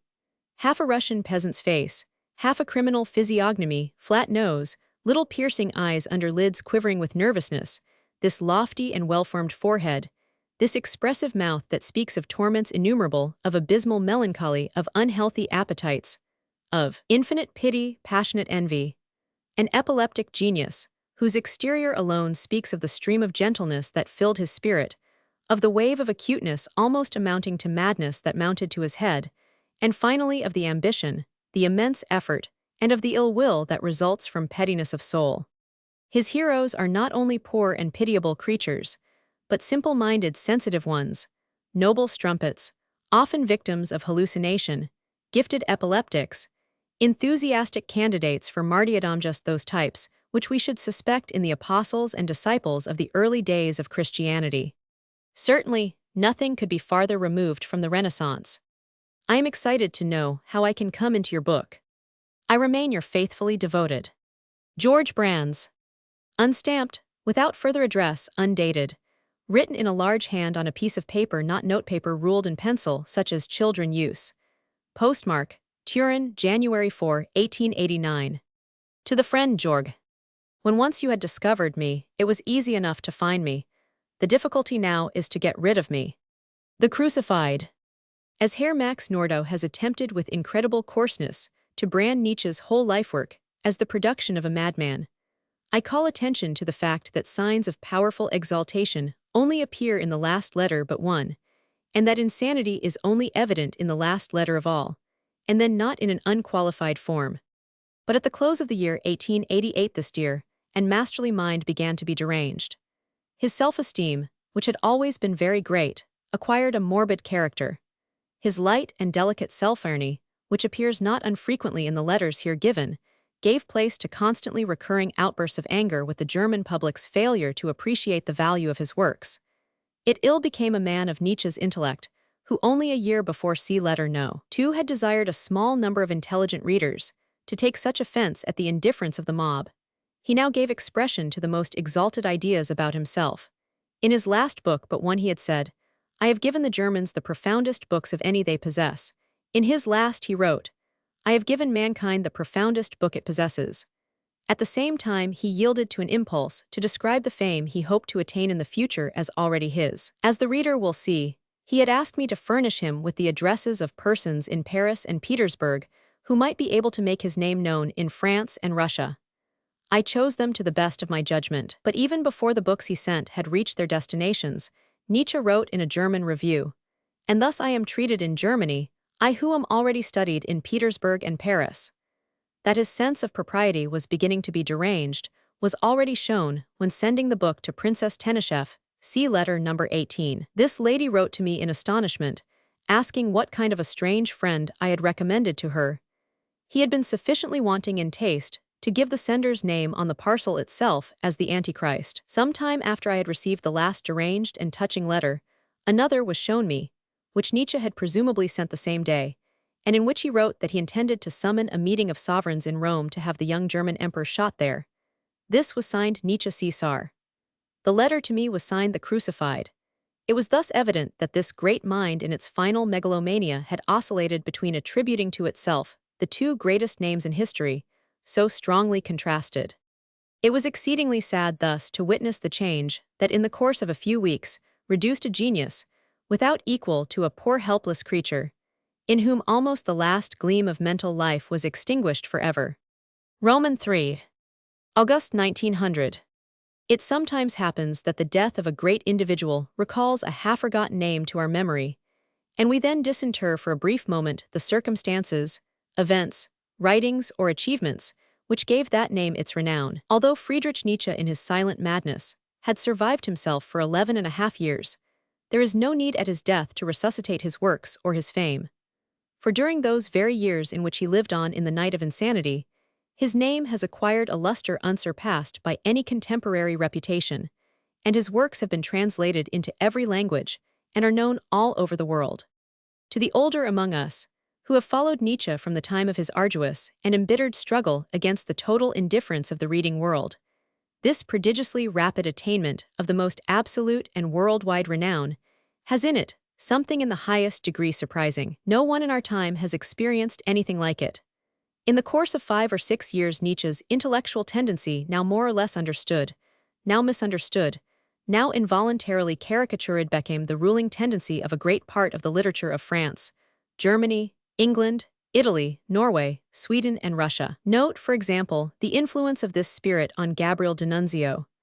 To all that was tragic in Nietzsche's life was added this, that, after thirsting for recognition to the point of morbidity, he attained it in an altogether fantastic degree, when, though still living, he was shut out from life. But certain it is that in the decade 18,901,901, engaged and impressed the minds of his contemporaries, as did this son of a North German clergyman, who tried so hard to be taken for a Polish nobleman, and whose pride it was that his works were conceived in French, though written in German.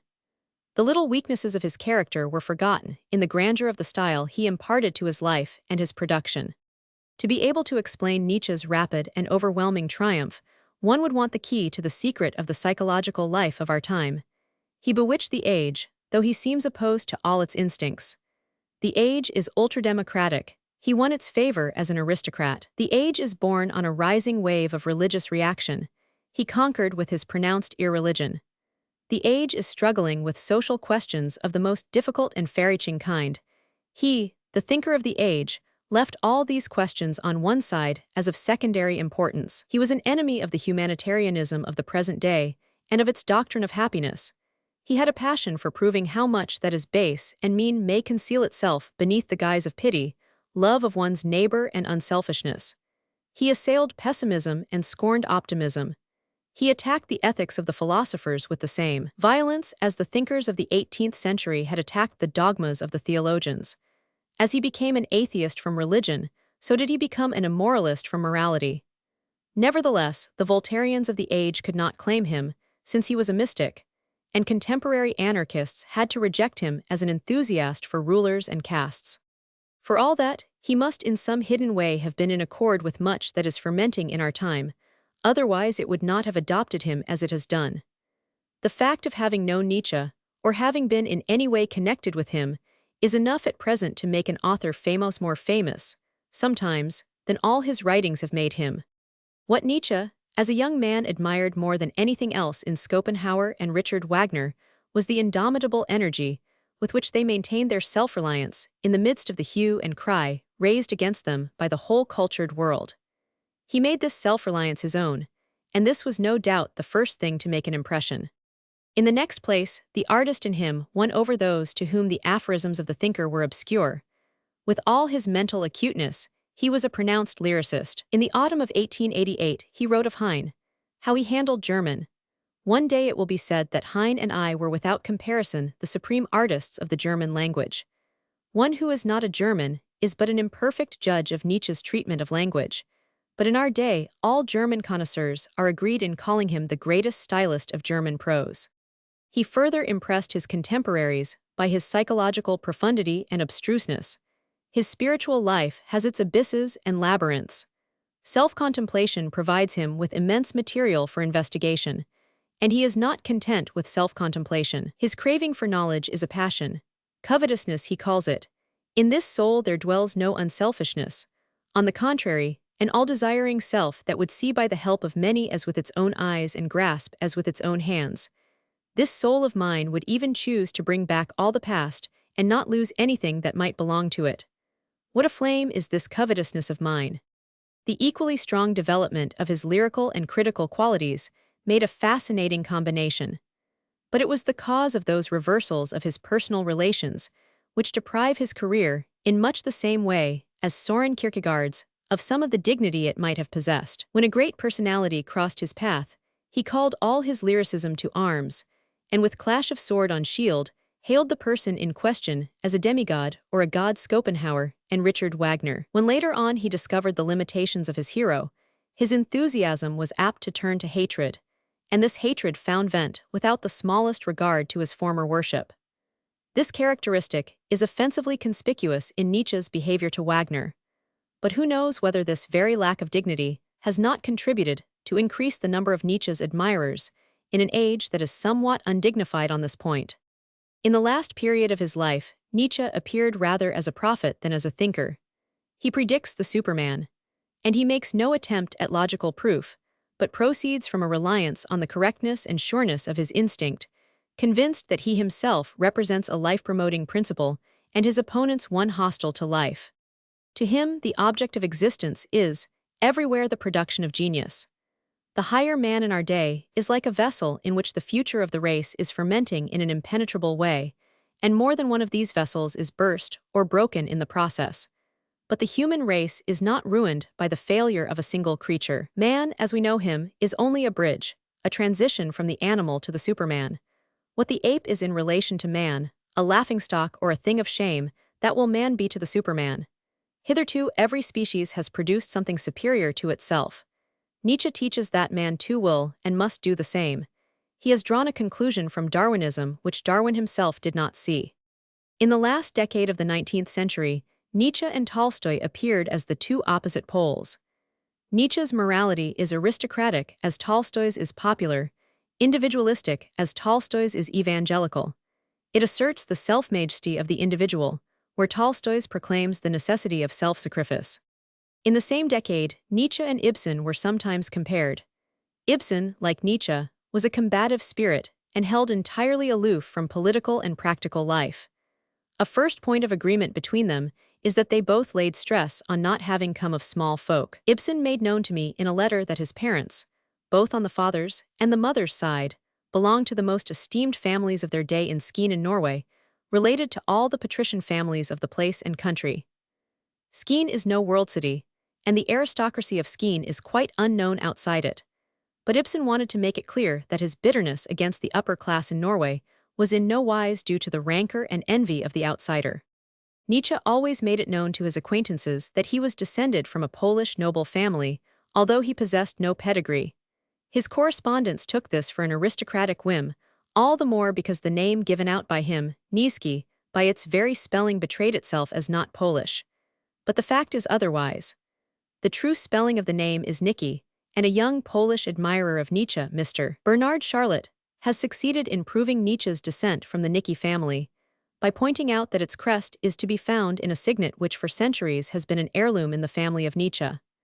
Perhaps not quite without reason, Charlotte therefore sees in Nietzsche's master morality, and his whole aristocratizing of the view of the world, an expression of the Schlachtic spirit inherited from Polish ancestors. Nietzsche and Ibsen, independently of each other but like Renan, have sifted the thought of breeding moral aristocrats. It is the favorite idea of Ibsen's Rosmer, it remains Dr. Stockman's. Thus Nietzsche speaks of the higher man as the preliminary aim of the race, before Zarathustra announces the Superman. They meet now and then on the territory of psychology. Ibsen speaks in The Wild Duck of the necessity of falsehood to life. Nietzsche loved life so greatly that even truth appeared to him of worth only in the case of its acting for the preservation and advancement of life. Falsehood is to him an injurious and destructive power only in so far as it is life-constricting. It is not objectionable where it is necessary to life. It is strange that a thinker who abhorred Jesuitism as Nietzsche did should arrive at this standpoint, which leads directly to Jesuitism. Nietzsche agrees here with many of his opponents. Ibsen and Nietzsche were both solitary, even if they were not at all careless as to the fate of their works. It is the strongest man, says Dr. Stockman, who is most isolated. Who was most isolated, Ibsen or Nietzsche? Ibsen, who held back from every alliance with others, but exposed his work to the masses of the theatrigoing public, or Nietzsche, who stood alone as a thinker, but as a man continually even if as a rule in vain speed after the like-minded and after heralds, and whose works, in the time of his conscious life, remained unread by the great public, or in any case misunderstood. Decision does not fall lightly to one who, by a whim of fate, was regarded by both as an ally. Still more difficult is the decision as to which of them has had the deepest effect on the contemporary mind, and which will longest retain his fame. But this need not concern us. Wherever Nietzsche's teaching extends, and wherever his great and rare personality is mastered, its attraction and repulsion will alike be powerful, but everywhere it will contribute to the development and molding of the individual personality. Roman 4. Since the publication of Nietzsche's collected works was completed, Frau Forster Nietzsche has allowed the Incel Verlag of Leipzig to issue, at a high price, and for subscribers only, Friedrich Nietzsche's posthumous work Ex Homo, which has been lying in manuscript for more than 20 years, and which she herself had formerly excluded from his works, considering that the German reading public was not ripe to receive it in the proper way, which we may doubtless interpret as a fear on her part that the attitude of the book towards Germanism and Christianity would raise a terrible outcry. Now that Nietzsche holds undisputed sway over German minds and exercises an immense influence in the rest of Europe and in America, it will certainly be read with emotion and discreetly criticized. It gives us an autobiography, written during Nietzsche's last productive months, almost immediately before the collapse of his powers, between October 15 and November 4, 1888. And in the course of this autobiography, each of his books is briefly characterized. Here as elsewhere Nietzsche's thoughts are centered on the primary conceptions of ascent and descent, growth and decay. Bringing himself into relation with them, he finds that, as the victim of stubborn illness and chronically recurring pain, he is a decadent. But at the same time, as one who in his inmost self is unaffected by his illness, nay, whose strength and fullness of life even increase during its attacks, he is the very reverse of a decadent, a being who is in process of raising himself to a higher form of life. He once more emphasizes the fact that the years in which his vitality was lowest were just those in which he threw off all melancholy and recovered his joy in life, his enthusiasm for life, since he had a keen sense that a sick man has no right to pessimism. He begins by giving us plain, matter-of-fact information about himself, speaking warmly and proudly of his father. The latter had been tutor to 4 princesses of Altenburg before he was appointed to his living. Out of respect for Friedrich Wilhelm IV, he gave his son the Hohenzollern names of Friedrich Wilhelm, and he felt the events of 1848 very keenly. His father only reached the age of 36, and Nietzsche lost him when he was himself 5 years old. But he ascribes to paternal heredity his ability to feel at home in a world of high and delicate things in einer Welt höher und zarter Dinge. For all that, Nietzsche does not forget to bring in, here as elsewhere, the supposition of his descent from Polish noblemen, but he did not know this for a fact, and it was only established by Charlotte's investigation of the family seal. He describes himself as what we should call a winning personality. He has never understood the art of arousing ill feeling against himself. He can tame every bear, he even makes clowns behave decently. However out of tune the instrument man may be, he can coax a pleasing tone out of it. During his years of teaching, even the laziest became diligent under him. Whatever offense has been done him has not been the result of ill will. The pitiful have wounded him more deeply than the malicious. Nor has he given vent to feelings of revenge or rancor. His conflict with Christianity is only one instance among many of his antagonism to resentful feelings.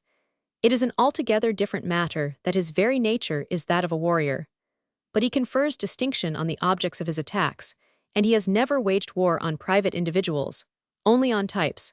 Thus in Strauss, he saw nothing but the culture Philistine. He attributes to himself an extremely vivid and sensitive instinct of cleanliness. At the first contact, the filth lying at the base of another's nature is revealed to him. The unclean are therefore ill at ease in his presence, nor does the sense of being seen through make them any more fragrant.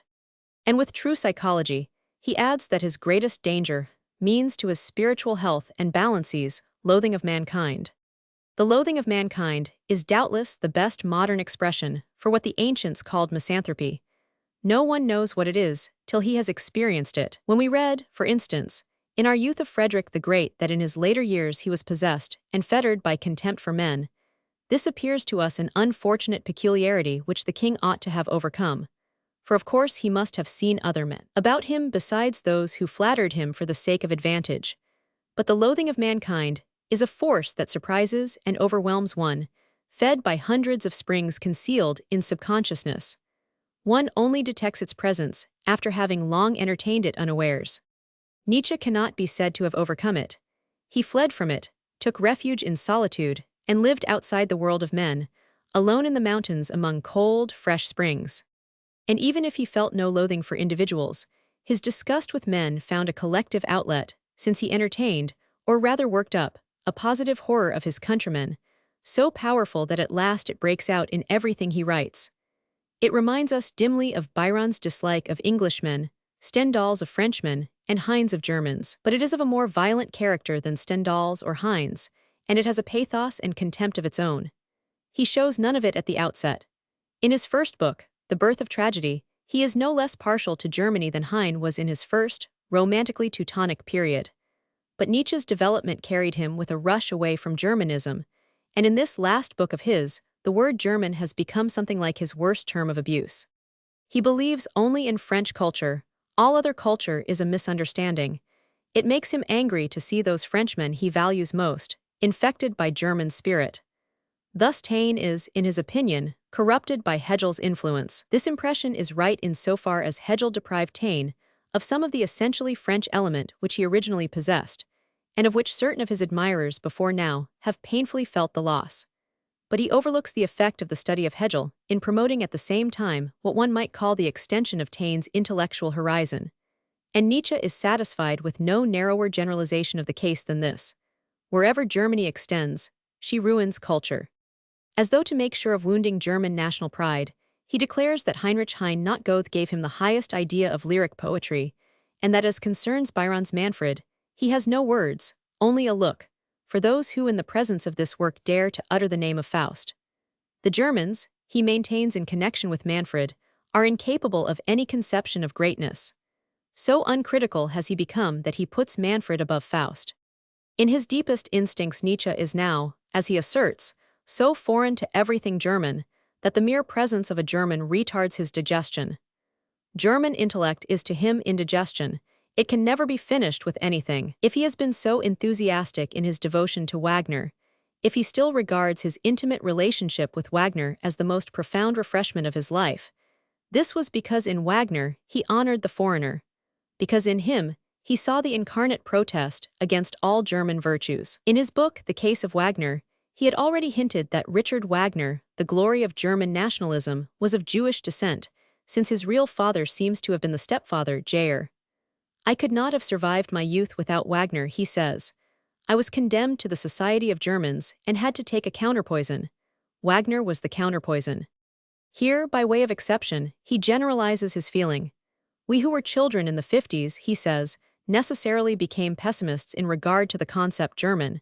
We cannot be anything else than revolutionaries.